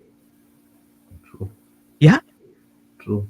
Yeah. And that's what has been in all the administration. So the very moment a disaster strike like this one, now is when you bring the whole community. Yeah. But Yes. what we have to understand is, in terms of those who have been in politics, or those who have played in our political field, yeah, there's an intelligent way in which they've promoted the tribe without us knowing very well that we are promoting, we are tribal. Yeah. But if only you can sit down and analyze things in depth, you will know that in the tribes, all of them are tribal, but they don't show it, but they show it in a way that it is not as what Gachagua was doing. That's So, what I think. so I guess with the problem with Rigathi is that he's outspoken. He came out. He I came out guess yes, speak that's the about it. problem. And So for him, he's tribal by mouth. He'll come and tell you this is a government of shareholding. yes, But with the president, he won't tell you this is a government of shareholding. But truthfully speaking, we know it's a government of shareholding. yes, you are being appointed or given those positions on the merits of your votes. It's not qualification, and that is tribe. Because let us argue when we even right now on what is happening. Kithure Kindiki is now the deputy president designate. Yeah. Yeah.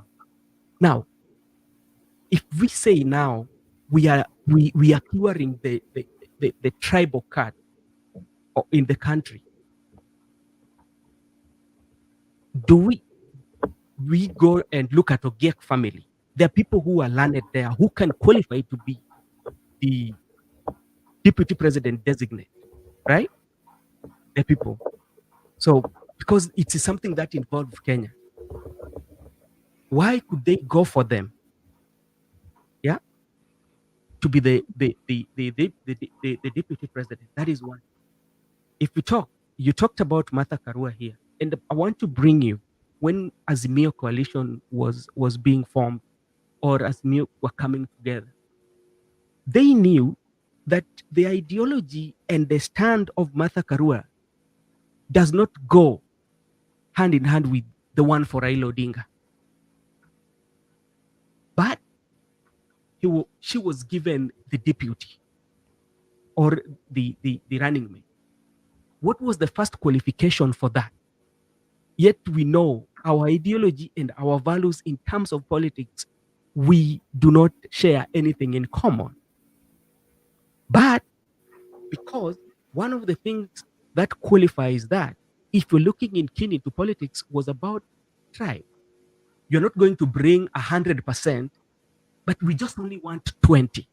You remember the days that we were saying we just only need 20 from Mount Kenya, and that one will propel us to presidency. Why was it? Because we believe from that region, if we get 20 with what we have, we can propel to the presidency. So the first qualification was your region, but it was not your personality and what you stand for. So it is still tribal, but in an intelligent way in which you cannot understand it, but they understand it, that the numbers would count from that region, and that's why we are putting you here. That face brings the number. That's Yes, what I think. Yes, I agree with what you have said about the Martha Karua being brought. And correct me if I'm wrong, but Brother Benson, I don't think really Martha is loved or adored at his home community as much as the likes of the Rigathi and the Uhuru Kenyatas. So that's my take. I don't think really Martha can garner votes, or she can galvanize people, let's say MPs or any other sort, for them to vote for Baba. Yes. Yeah, but it is true. But when you look at the context of regionalism kind of politics, yeah, to see Yes. that representation and the numbers, yeah.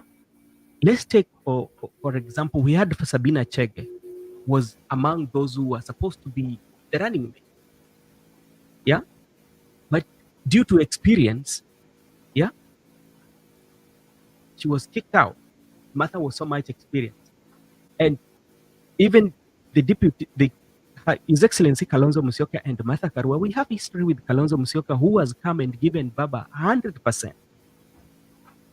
If we were supposed to look at the loyalty, if the loyalty was number one, then Kalonzo Musyoka could have been the deputy president of the Azimio, because he has shown that, and he has proven by bringing the numbers. Yeah, but because we knew we have that number, but we wanted only some at 20% from the area that they've never gotten ever since the political time of the political of the Raila Odinga presidency. Yeah. So that one was curing the regionalism. Yeah. So to explain it further, when you look at Kenyan politics revolve around one, regionalism, two, commercialization of politics, three, personality, three. So if you have those three in Kenyan politics, you will do well in politics, and your region also will qualify you for the better position. The more the vote your region has, the more lucrative position you will have. All right. I might be wrong. Yeah, I think, Brother Ben, we are missing the point on tribalism and multi-party democracy, and the negative effects of this tribalism in Kenya. You might look at the positive, that we are going to win when we are a bigger number, in terms of tribe. When Kikuyus and Kalenjins come together, then they will form the next government. Yeah. Now, in the US, we have the electoral colleges. The reason why electoral colleges are there is because it addresses the fundamental issue of marginalization. What multi-party democracy brings is marginalization of smaller ethnic communities in Kenya, and they will not be represented in the government that is going to be formed. So this is something that we need to look at in the Constitution of the Republic of Kenya, and look at the problems that multi-party democracy brings. The problem multi-party democracy brings is what we are seeing in the country at the moment: division. Kikuyus have gone on their side, Lugos have gone on their side, and Kalenjins are on the side of the government that was formed. Because in 2027, they will use the same pattern in voting. But when you look at smaller communities like the Mindikenda people, when do they have a say in the government? We have a tribe called the Kauma down in the coast. When will they have a say in a government? We have smaller communities that are deprived by this kind of system. This kind of system is not good for the country. Eventually, it has to be changed to represent the whole country.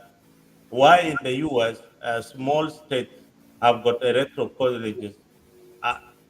Because it ensures that the president campaigns in that region and addresses the issues in that region.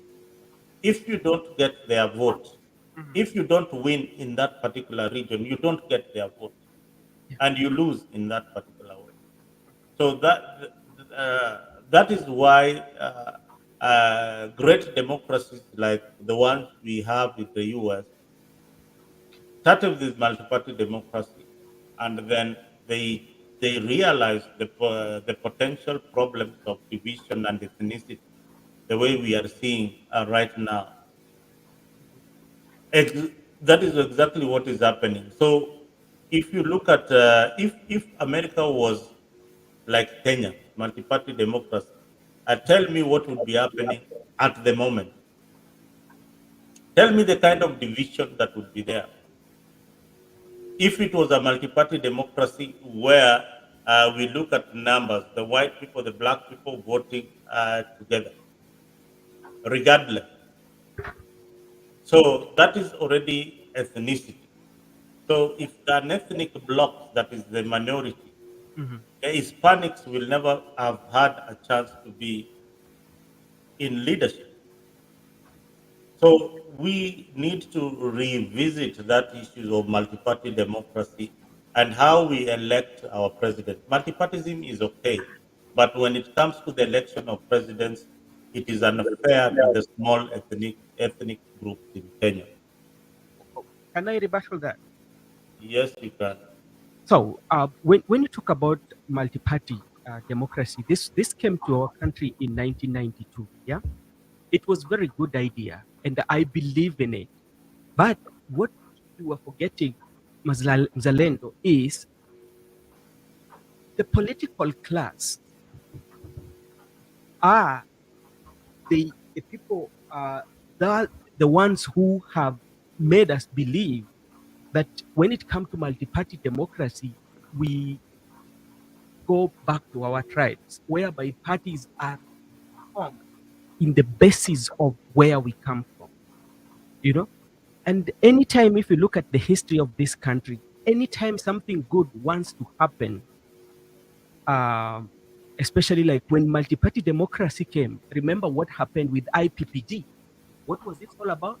Because there's a revolution that was coming to, that was not agreeing with Moi. And what happened? The political class came together and Moi had to be saved, you know. And when they are doing this, they are looking at the particular party with the majority of members of parliament from a particular area, because these parties are made from particular areas, you know. Yeah. So the multi-party is not the issue.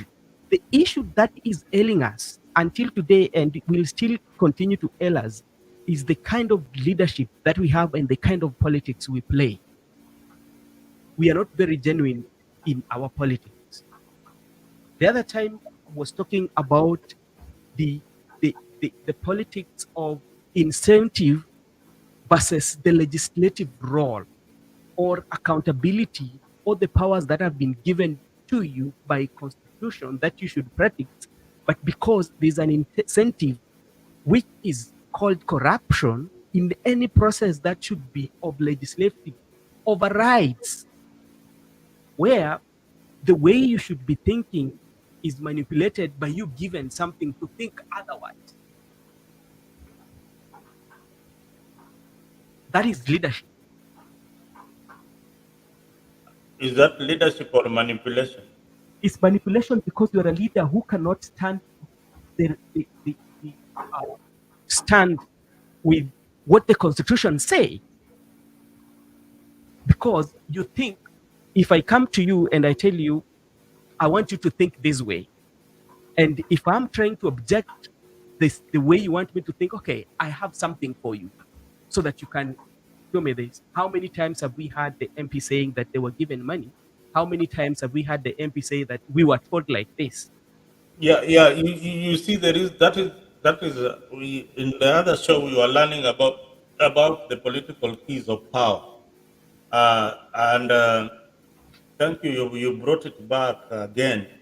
Now people don't understand that Ruto at the moment controls the political key to the economy, to the money that is at his disposal. He can use it at any time. He controls central bank. He controls everything. And that is what that key is so important to the politician. Now, Zealand, how do you know that he controls everything? yeah, he controls parliament. He can buy he can buy parliament. He can buy the senators. He can decide the judicial bench that is going to sit on a weekend. That And is what is called the key. Mzalendo, And also, one thing that you forget, when I talk of the incentive over the legislative or over the powers that you're given by constitution, it's not only to the leaders, it is there even to the voters. Yeah, yeah, you know, it trickles. Now, this is how it trickles down. I was just trying. It starts with the guy who owns the key to the finances, who is William Ruto. He is able to buy Mheshimiwa Benson, who is from Kisumu, with 500,000 Kenya shillings.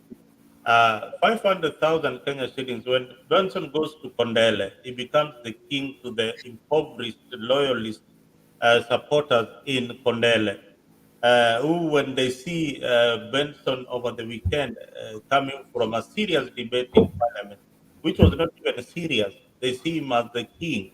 Now, the 500,000 that William Ruto gave Brother Benson, Mheshimiwa from Kondele, the youths who are impoverished, who have got no any other key.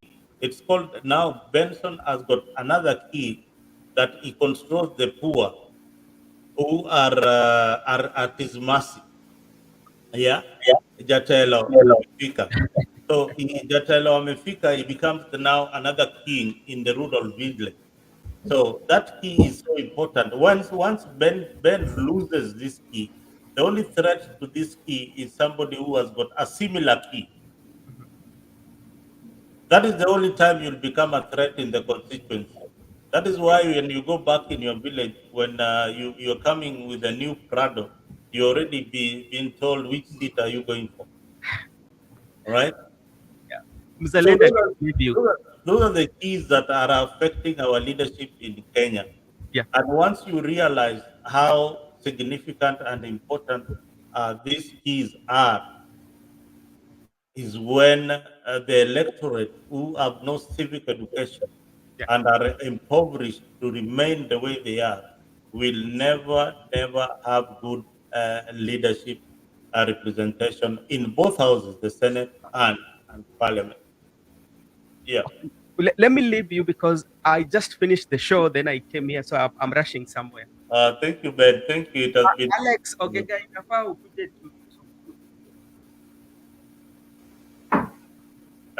Pardon? you should also come to the show so that we can talk more of this. Yeah. You never send us the link. You need to send me the link each and every time, especially this hour. I saw the show. I saw your show when? At what time did I? I saw Mr. in your show, but I was at work. No, So, yeah, Miss, was it yesterday we had Miss? no, yeah, I was like seeing it today, so I was like, okay, Yeah. this show then amefanya ukarabati kidogo, but anyway.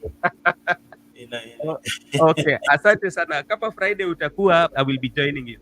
No, Friday, yeah, Friday I think we'll be around Friday. Okay. Yeah. I will be joining. All right, thanks so much, Okay, brother. thank you so much, and all Bonnie, Alex, thank you so much. Yes. Tuko live kila siku. Okay. Yeah, that is Brother Benson, and of course, he has graced our show with wonderful submission. And of course, this is a frequent point. If you're following us in other social media platforms, either in Facebook, Twitter, and also Instagram, then you can go there in our YouTube channel, like, comment, and subscribe to our YouTube channel, Afrique24. And that is where you will be getting the best news updates. And also, we always have a show every day here so that we discuss on top stories that happened in Africa, to be specific, Kenya. Awesome. Welcome to our today's show. And they say that our democracy is working, but not in our thoughts. That is a awesome welcome. And also, I know Gibbs Ekona is there. Kenya never disappoint whenever the government seems to win a case against them. The only thing that comes to their thought is that the government has votes. And so it's very unfortunate. Mzalendo had said that William Ruto controls everything. So this is something that Mzalendo need to authenticate. How and where do you got this information from? Like Ruto can control even the CBK. How? Who is asking that question? Awesome. That's a good question. Who is the appointing authority in Kenya today? You know the appointing authority. You know when the president picks their call. That's it. I mean, that is something that you should not even ask. You know, the guy who's in charge is William Ruto. Yeah. Mm. Any other comment, question, query? That is awesome. And of course, he is saying that the democracy is working, but not in our thoughts. That is what he is saying there. Ruto controls everything in Kenya, especially when he has negotiated the export trade. That is why he can afford to reward his lawyers. Do you, Zalendo, do you believe that those loyal followers of William Ruto, the likes of Cherargei, Cheruyot, Oscar Sudi, they are the ones who communicated the information from Ruto? Earlier today, you heard even Cheruyot saying that 60% of Kenyans are saying the presidential term should be extended to 7 years. And also for over 500 emails of the Senate, they are saying they should extend the term limit. Do you believe that this is William Ruto speaking through the close friends of him? You see, there is a saying that goes, but power corrupts. Have you ever heard of that? Power corrupts the mind. So these are people who are excited with the power that they have at the moment. Soon, when they will not have that power, they will be just like ordinary citizens. Is when they will realize that you cannot wait for 7 years for a corrupt governor to be in office, or a corrupt president to be in office for 7 years. Even the greatest democracies, uh, they only go for 4 years. We are having elections in America where the president has only gone for 4 years. So each and every term, under the writers of the Constitution of Kenya, interviewed so many people, and they chose 5 years. So when they drafted the constitution to give you 5 years term, this is something that was this is something that was passed across board in each and every province then in the country, and everybody agreed that 5 years term limit is what we need. And look at the Kenya is we are overrepresented. Overrepresentation in parliament and in the Senate. There are some useless positions like the women rep position. Those are useless, bogus positions that ought not to be in our constitution. That's why I agree with Piolo Lumumba that this constitution, we need to revisit it and see the excesses of the constitution. What is the point of nominating MPs or nominating people with disability?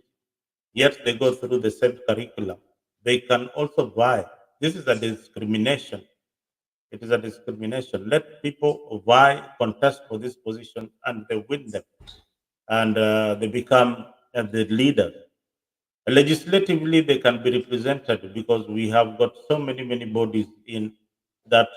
If they need representation, they can be represented. The law is very clear. The law does not discriminate any person of disability. The law also does not discriminate women at this time in time. This century, there's no law that is discriminating a woman from getting position in leadership. They can contest. Years we had Phoebe Asio, we had Grace Ogot contesting. So we have got a constitution that is overdated or outdated, and we need to revisit it so that we remove the excesses in the constitution. Nomination should be a thing of the past. You don't need to nominate people into government. We need a small, lean government and a small, lean representation. This each and every year you hear that the IBC is dividing the country into small boundaries, the governing boundaries. This is a bogus exercise because what does that do? It increases the representation. It increases the expenses. It increases your taxes. The bigger the government, the bigger the budget. So we citizens of Kenya are the ones who are going to be taxed for these offices. So when you see people supporting such offices, those are people who are just angry to get into those offices and occupy them, and we pay them the luxuries that they get in parliament and in the Senate and in the small local assemblies that we have in the 47 counties. So this is awesome. In the comment section, is saying that corruption contributed towards a cause is a part of democracy, and we can't run out of it.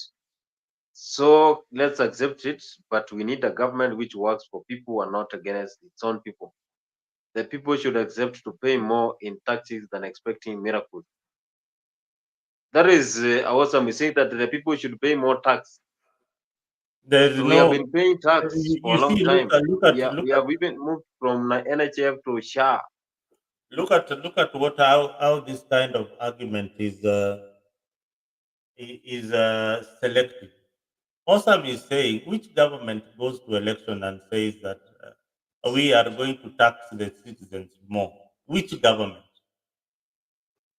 The governments are there to reduce taxes, to reduce the burden on the people. It is not the other way. You should only tax people who are making more money. The rich should be taxed more, but the poor should be exempted from the taxes. The tax bracket should have at least a minimum figure.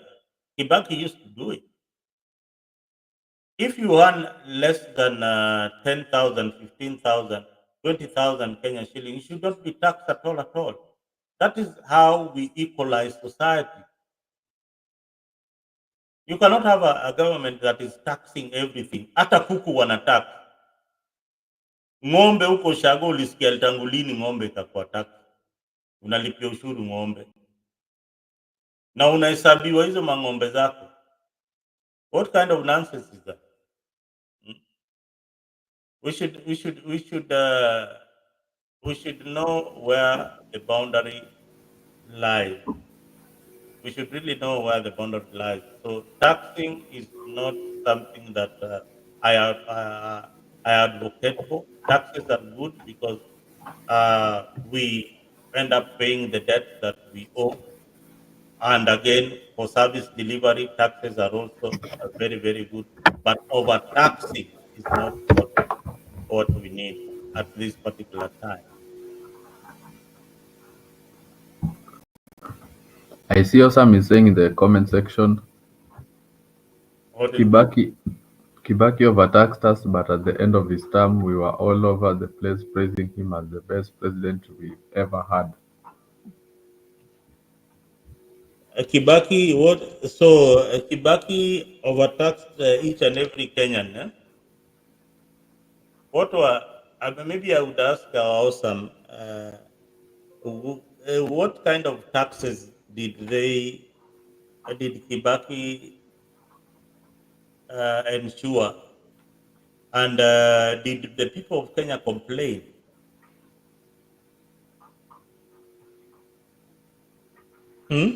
Awesome, please jibu hiyo kwanza. Which are these taxes?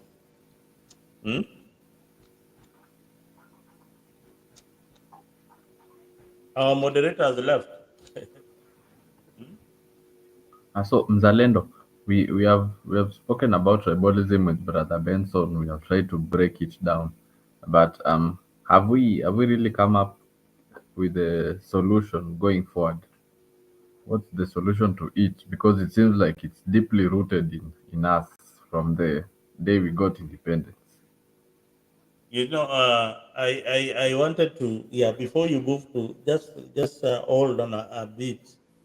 Mosam was asking a question, and I can't quite clear get her questions because some of these things are what Kenyans misunderstand. When Kibaki was in power, that people were being overtaxed. But look at the economic growth when Kibaki was in power. Look at the infrastructure development that Kibaki brought when he was power. Education. Yeah, look at again. What else did Kibaki bring? Free Kibaki, education. free primary education, allowing billions of Kenyans to attend free primary education. Did you know how much it used to cost for people to go to primary school? It was quite some money. Yeah, look at how Kibaki tried to improve the health care system. So all these things Kibaki did were implemented, and the policies were good. So, and the KRA for the first time was collecting some good money. During Kibaki's time, there was a lifestyle audit. Yeah, you had to declare what you have in order to be uh, in government. During Kibaki's time, there was what we call we used to sign something called performance appraisal. If you are not performing, then you'd be sacked during Kibaki's time. During Kibaki's time, there was checks and balances because Raila was also in government. So this government was there working for the people. There were no much scandals in Kibaki's government like what we see today. I hope I have answered your question, awesome. He has another one because he's saying here, I think it's speaking about taxes, he's saying, but when Ruto does the same, the Gen Zs pop out claiming about the same. But I hope all of us should congratulate the Supreme Court for doing a good job in throwing out the case about the finance bill. You see, the Supreme, the Gen Zs, what the issues that they raised, were very, very fundamental. And they just didn't come from anywhere. These were well thought. The old finance bill was not like a bogus document, but there were some things in the finance bill that were not okay with the general public, and that is why the finance bill was an issue. So when the Gen Zs demonstrated, they were demonstrating because of the frustration of these young people. And the frustration has not ended. Remember, we don't have a finance bill yet. John Mbadi, the minister, is yet to come up with a finance bill. So I don't know how this government is running. I don't know whether it's running through supplementary budget or sijui. Hmm? Now, Osam is saying Ruto has been in power for 2 years. You see, Ruto has been in power for 2 years. 2 years, Kibaki was in power for a few months, and we didn't have. And one of his promises was a free primary education, and he announced it. So, what do you want to? What will Ruto do in the next 2 years that are remaining? If he cannot do anything in 2 years, what is he going to do in 3 years? So, boss, you need just to come up with policies that each and every Kenya agree with. This government came on a platform that any government here, Mama Mboga. Remember that. That is the biggest undoing. And then they didn't package their message very well. So every Tom, Dick, and Harry knew that they are going to be in government. Awe ni mtu wa mjengo, awe ni mtu wa kukatakata sukuma, walikuwa wanajua watakuwa kwa serikali. So hawakukuwa kwa serikali. So the message was not packaged properly. The message ya Ruto UDA was not packaged properly. It should have been a trickle-down economy where the rich people like himself and his friends pay more taxes so that the poor down the grade can get employment, can get good health care, can get security. Right now, awesome as we speak, can you honestly tell me if you are secure in Kenya with all this abduction? The answer is no. Would you want to live in a country where bodies are being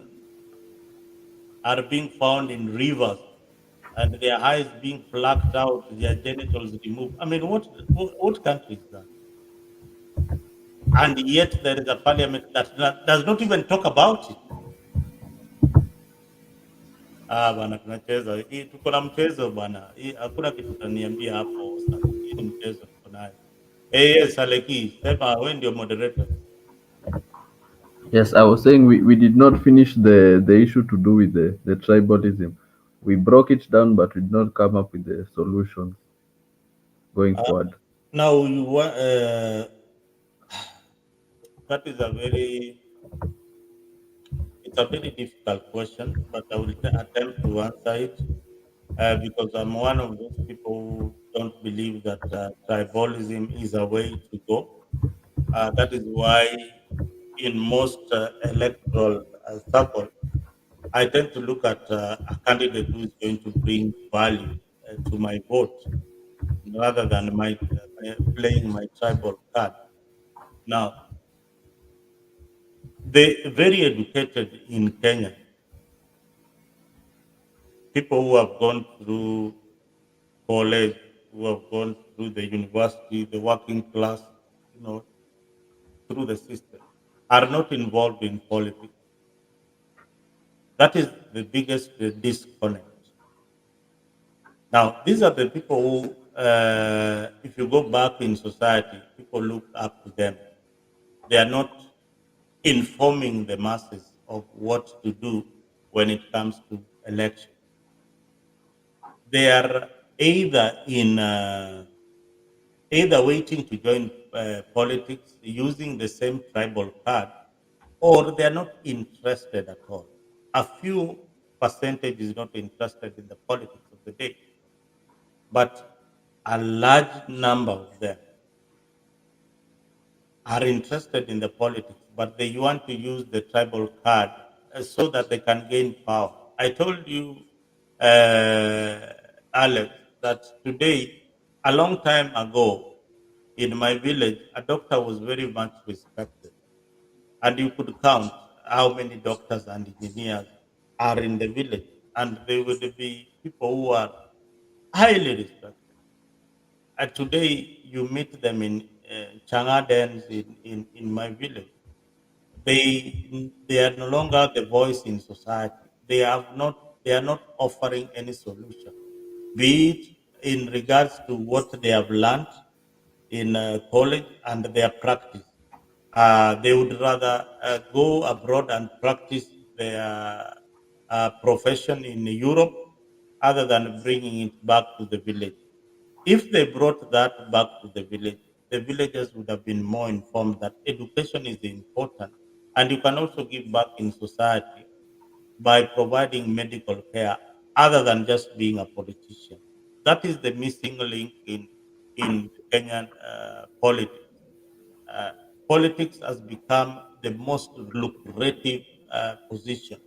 So when it becomes the most lucrative position, people are leaving their professions like the doctors, engineers, and all that, and joining politics. Lawyers are leaving practice and joining politics. That is why you have lawyers arguing cases in uh, in court that you don't even understand what they're trying to say. That is because most of the good lawyers are either in politics and they don't practice anymore. And when they wear the gown, they are coming to play patronage to their political leader or allegiance to their political leader. That is the biggest disconnect that we have in Kenya. So, will tribalism end with 2027? The answer is we might be able to achieve that if this other movement called the Gen Zs come together and in a structured manner such that they occupy all the counties, the 47 counties, and make sure that their message resonates well within their age group and the other boomers who would want to join them. So they cannot form government alone, the Gen Zs. They will have other people who will, with more experience, who can join them so that they take over almost all legislative seats in Kenya, so that we avoid tribalism. That is the only way. But the government knows that this is a force. That is why we have Maverick Aoko missing. These are voices for change. These are people who are able to confront the system. She would say things that you and I would not say. So, and it affects the leadership. So we have people who are bold enough to come out and say what they want to say. And if they can come together, the Moraras, the Boniface Mwangi, uh, Casmuel, who else? Casmuel. Kasmuel, if they can come together and understand that we have a country and we must all work with all generations to achieve what we want to achieve with Kenya, and disregard this political cabal that has been there trying to safeguard their property and the property of their generation, then we will have a good country. I hope I try to answer your question. You see, yes, I was saying that because I noticed something that this tribal thing, even before we get to the politicians, this thing is also with the citizens, because you find that if somebody goes to, let's say, a farm or an institute or even a school, and you reach there and you find that let's say the administrator or anyone, or even the person who holds a position in that, let's say, company, is of your tribe, you have to speak that language to him in order for you to get that favor. Isn't that a way of trying to, let's say, to pull the tribal card for you to get a favor? And also, let's say, before even we say corruption is there at the top, it's also with us even as the citizens, though yetu ni kidogo. So how come people, let's say, citizens who don't have integrity, and we also use the tribal card to get favors, elect leaders of integrity? Can you repeat that, Alex? I didn't quite get you, but it looked like a I'm very saying important point. I'm saying that us as citizens, I've seen it many times that when we go to, let's say, institutes or farms or even any places where you're looking for work, if you find somebody there who holds a position where you are, let's say, you want to apply for something, is of your tribe, you have to speak that language for you to get a favor. So, and let's say if that person also is, let's say, and when you speak, I've seen it many times, you get the job ahead of someone else who is from a different ethnic community. So, and so my question is, how can, as citizens, because I believe that is being tribal, how comes citizens who are tribal elect leaders not being, how can we elect leaders and based on integrity, and for us citizens we are practicing like tribalness? How can we elect leaders? Oh, yeah. What you are saying is that tribalism affects each and every inch of our society. That is what you are saying in short. So, if you are a young man going to apply for a job, they look at your name, Ogega, and if the HR guy is from your region, then they'll give you some consideration. This is up. Yes, this is happening because one, you the citizen, first, before you go for an interview, there is something that goes in your head that I am going to fail because I don't know anybody in that particular company, and you start shopping around, try and look at if there is anybody who can help you from your tribe to get that position.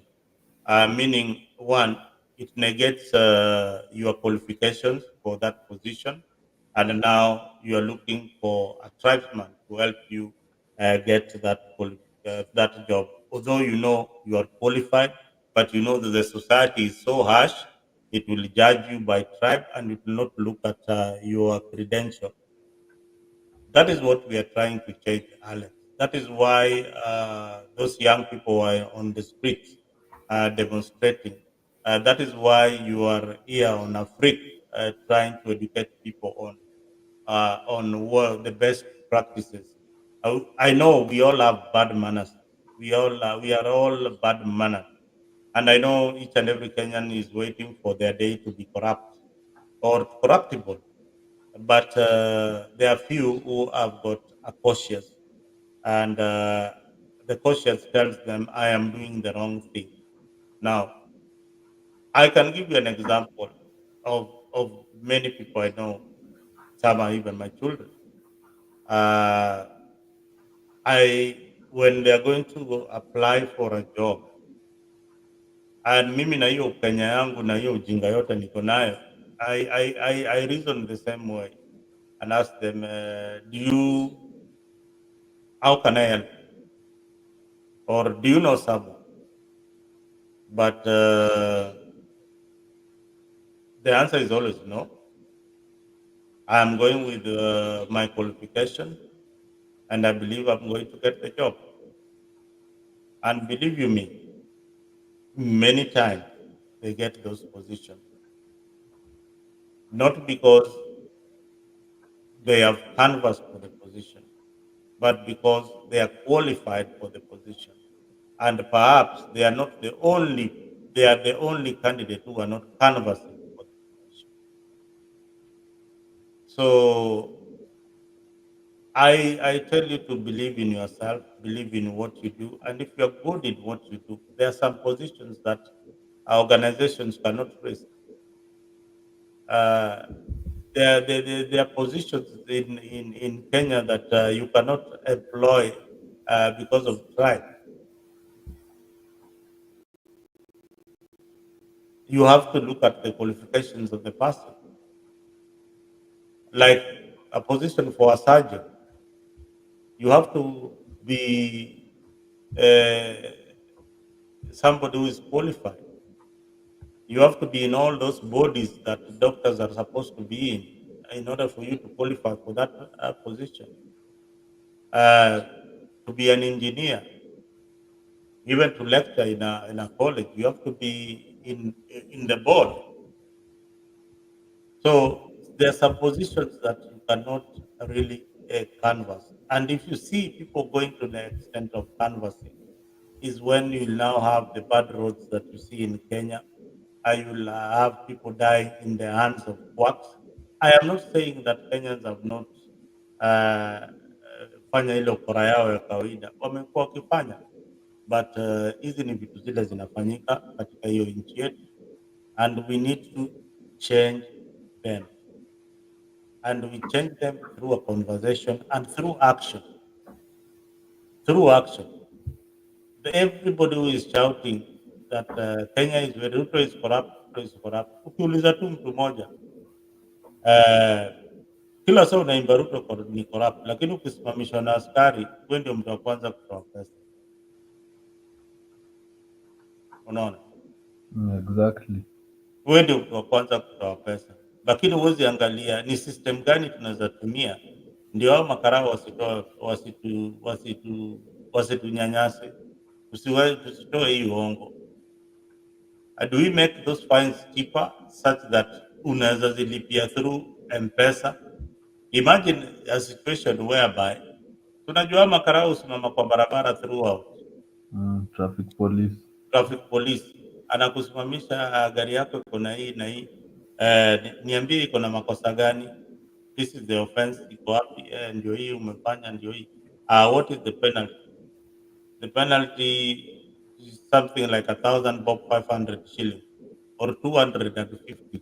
Sema tu hata sombi hata ngiri yani the most expensive should be about maybe 2K. Yeah.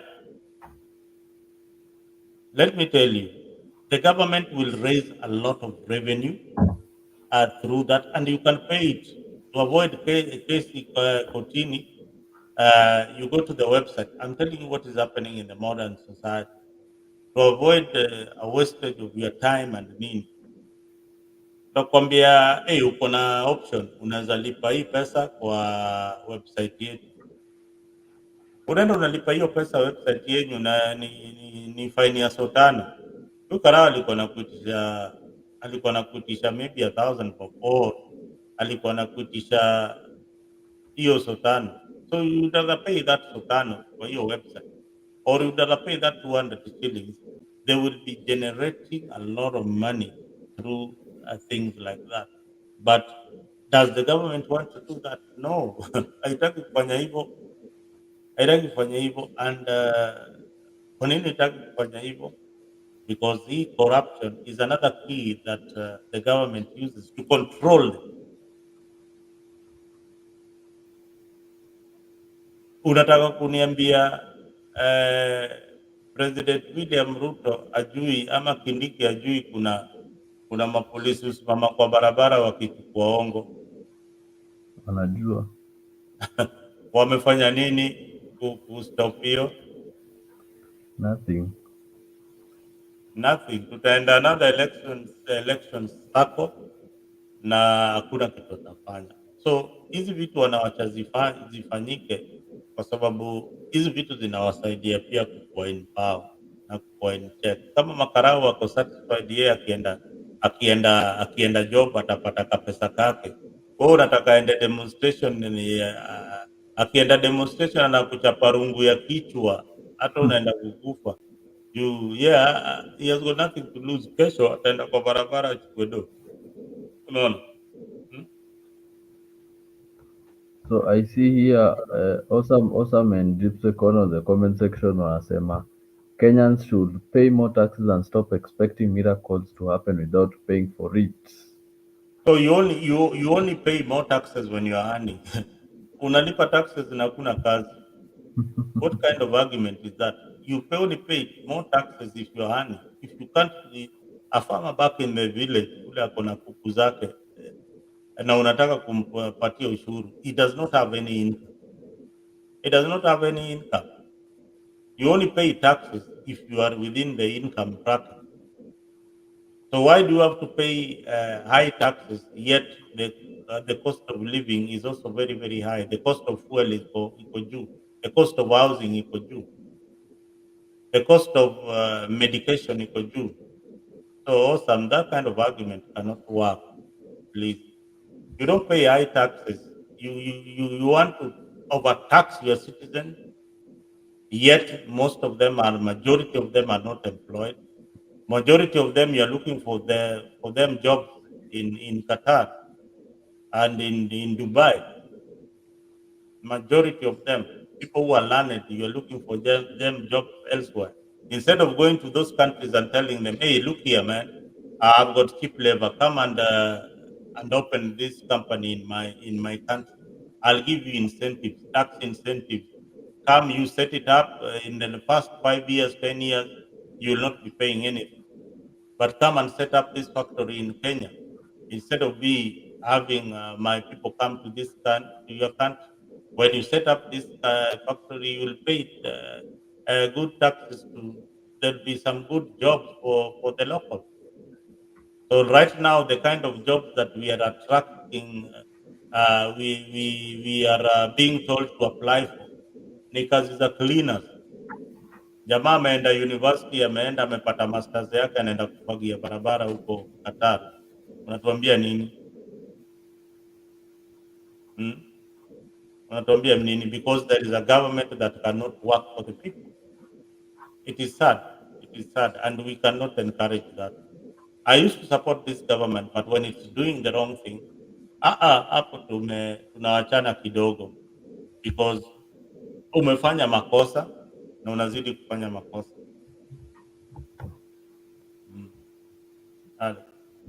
Gypsy Corner in the comment section is also saying, awesome, you should only pay more taxes when you know that your money is being used appropriately. Example, hospitals. Yeah,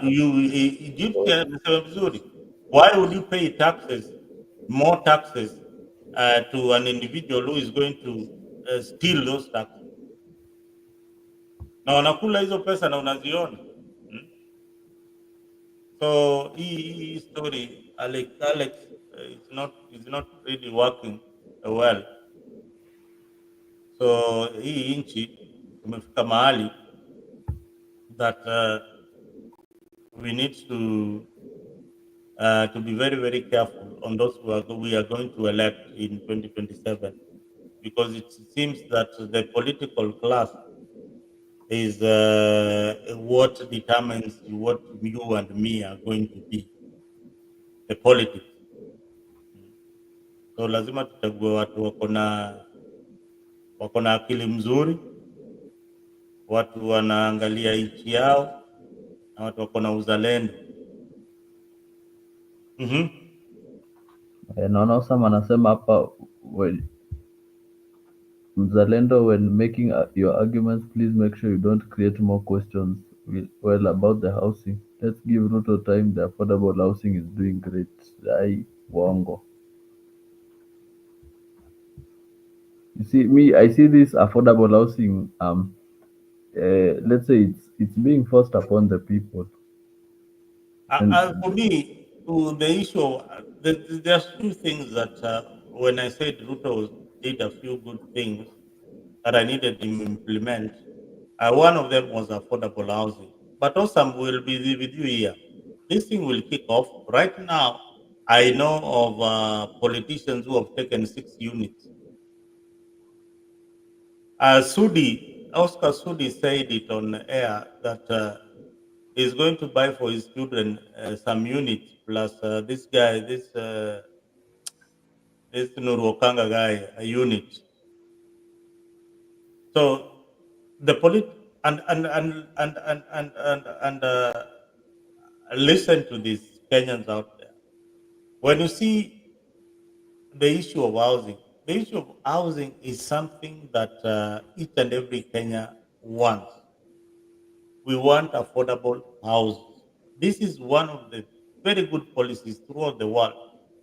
Government must provide housing, decent, affordable housing for its citizens and its workforce. But why is it being politicized? It is being politicized because of this. This housing, don't look at it just like housing. It comes with government contracts. It comes with supplies. It comes with so many other things that are in that affordable housing. And who is getting these jobs, these businesses? It is the politician. It is the politicians who are really scrambling for these opportunities. And the moment they don't get the opportunities is when they make a lot of noise in parliament. Saizi mambo ya affordable housing hiyo ilishaisha. Ruto will go on with it. Ilishapita kotini na nini, it will go on. But the end game is that the MPs and the senators and nini have already been allocated housing. Ndio hizi vitu zipite. Kenya is so corrupt. Very, very corrupt. They've gotten houses through proxies. People who are not supposed to be in these houses will get these houses. People who are no proper vetting for those who are qualified to get this house. That is the biggest problem that will happen with this housing units that the government is building. And for once, awesome, we agree on that particular issue that the government needs to provide housing, but the implementation was wrong in the first place, and the execution of this housing project was probably wrong, but the court directed them on what to do, and they have done it. So we are moving forward. There are some units which have been complete. You wait and see the MPs getting those houses and their lawyers being given some units. Yes, Alex. I see still also ask controversial comments, because he's saying The problem we are in is as a result of overborrowing. Uhuru had to look for an option because Kibaki overtaxed us. Now the problem we are in as a result of him. We are paying loans incurred from the previous regime. Hmm? So I don't get this thing. Which loans did Kibaki take? Uh, there is no development that can come without loans. We have got IMF loans that Kibaki might have taken. I can't remember exactly which ones, but these are development loans. The kind of loans that Kibaki took were targeted loans towards development. If it was for infrastructure, it went to infrastructure. If we are paying for them, then we are paying rightfully for loans that we took. Overburdening the country with the loans, yet we have not serviced the previous loan, is what people are saying.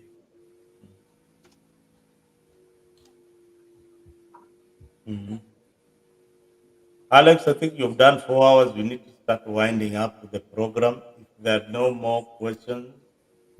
Yes, actually, it's not even right. It's more than four because we've been here with Kimanzi since 10 a.m. Right now it's 2 a.m. Kenyan time. But we do it for the love and the passion for the media and for the best of the nation because we want to see change in the country. So we will be back today because in Kenya it has already reached the next day. So we'll be back today with another show with more content. So watu wa subscribe, like, share, wa comment. Road to 2000 subscribers. Afrik ndio channel, watu watapata content yote mzima. So Mzalendo, what's your last take? Uh,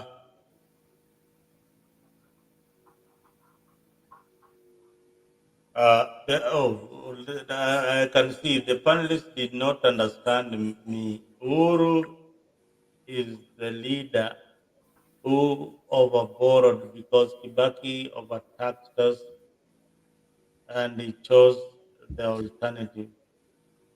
The citizens agreed with Kibaki's taxation because the taxes were working. They could see where the taxes are going. They could see that the taxes are going through the free primary education implementation. They were seeing that the taxes were going to pay for the infrastructure development, the ambitious infrastructure development that Kibaki started, the Sikaku Highway, and all those roads that were being built. They could see the healthcare system improving, and they could see that investors are coming to the country to invest in the economy. So whatever Kibaki did, and again there were checks and balances. There was a lifestyle audit of each and every government official during Kibaki's time. When Uhuru came in, we agree. Uhuru did a lot of mess.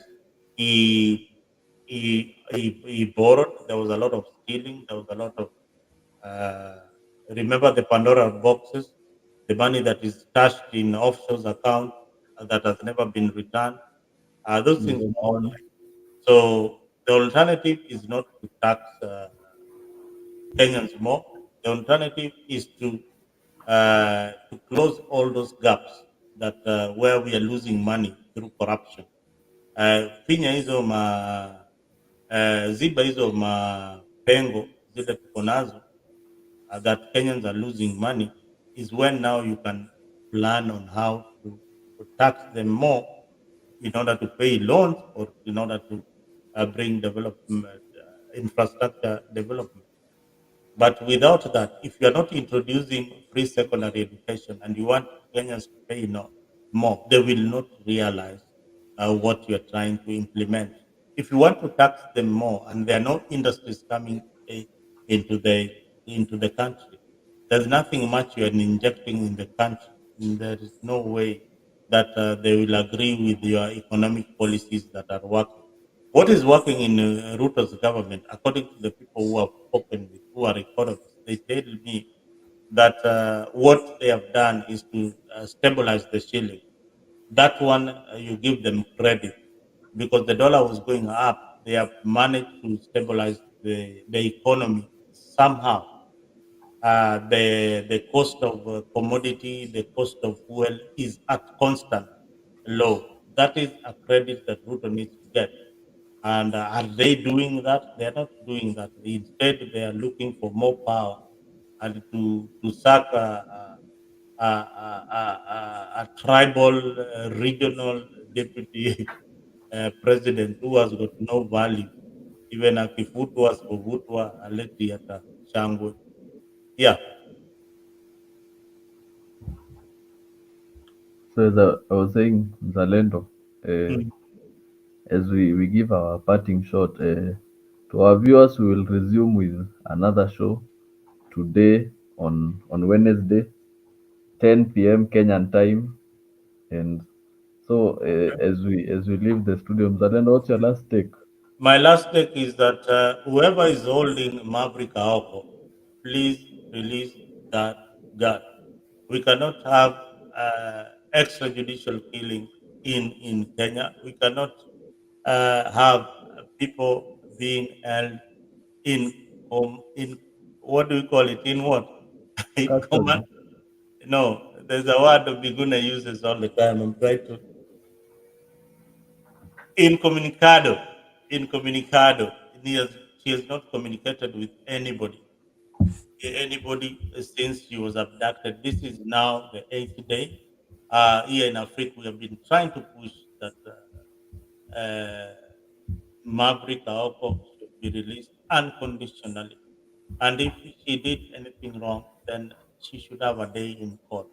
If the police who are abducting these young people because they have got a voice, they are criticizing political leaders, they are untouchables, then it is very, very wrong to victimize them.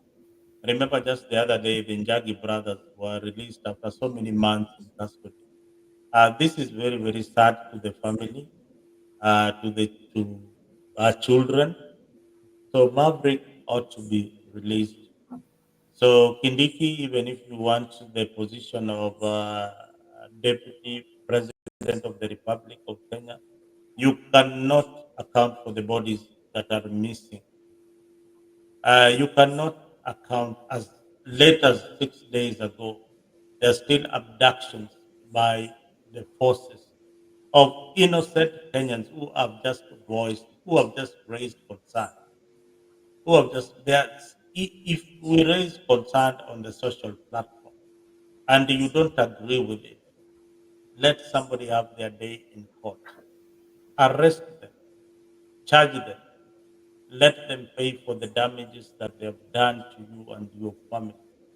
But don't kill young, brave women of the Republic of Kenya. I plead to those who are holding Maverick up, please stop the killing of our youths. You're killing our whole generation. Otherwise, Alex, thank you. Okay, we resume with another show today at 10 p.m. Kenyan time with me and Boniface Kimanzi. To our viewers, thank you so much. Thank you to Awesome and Gypsy Corner for the always keeping the comment section lively. We thank you guys and we appreciate you. Hope you guys have a lively day. Thank you. Join us every Friday from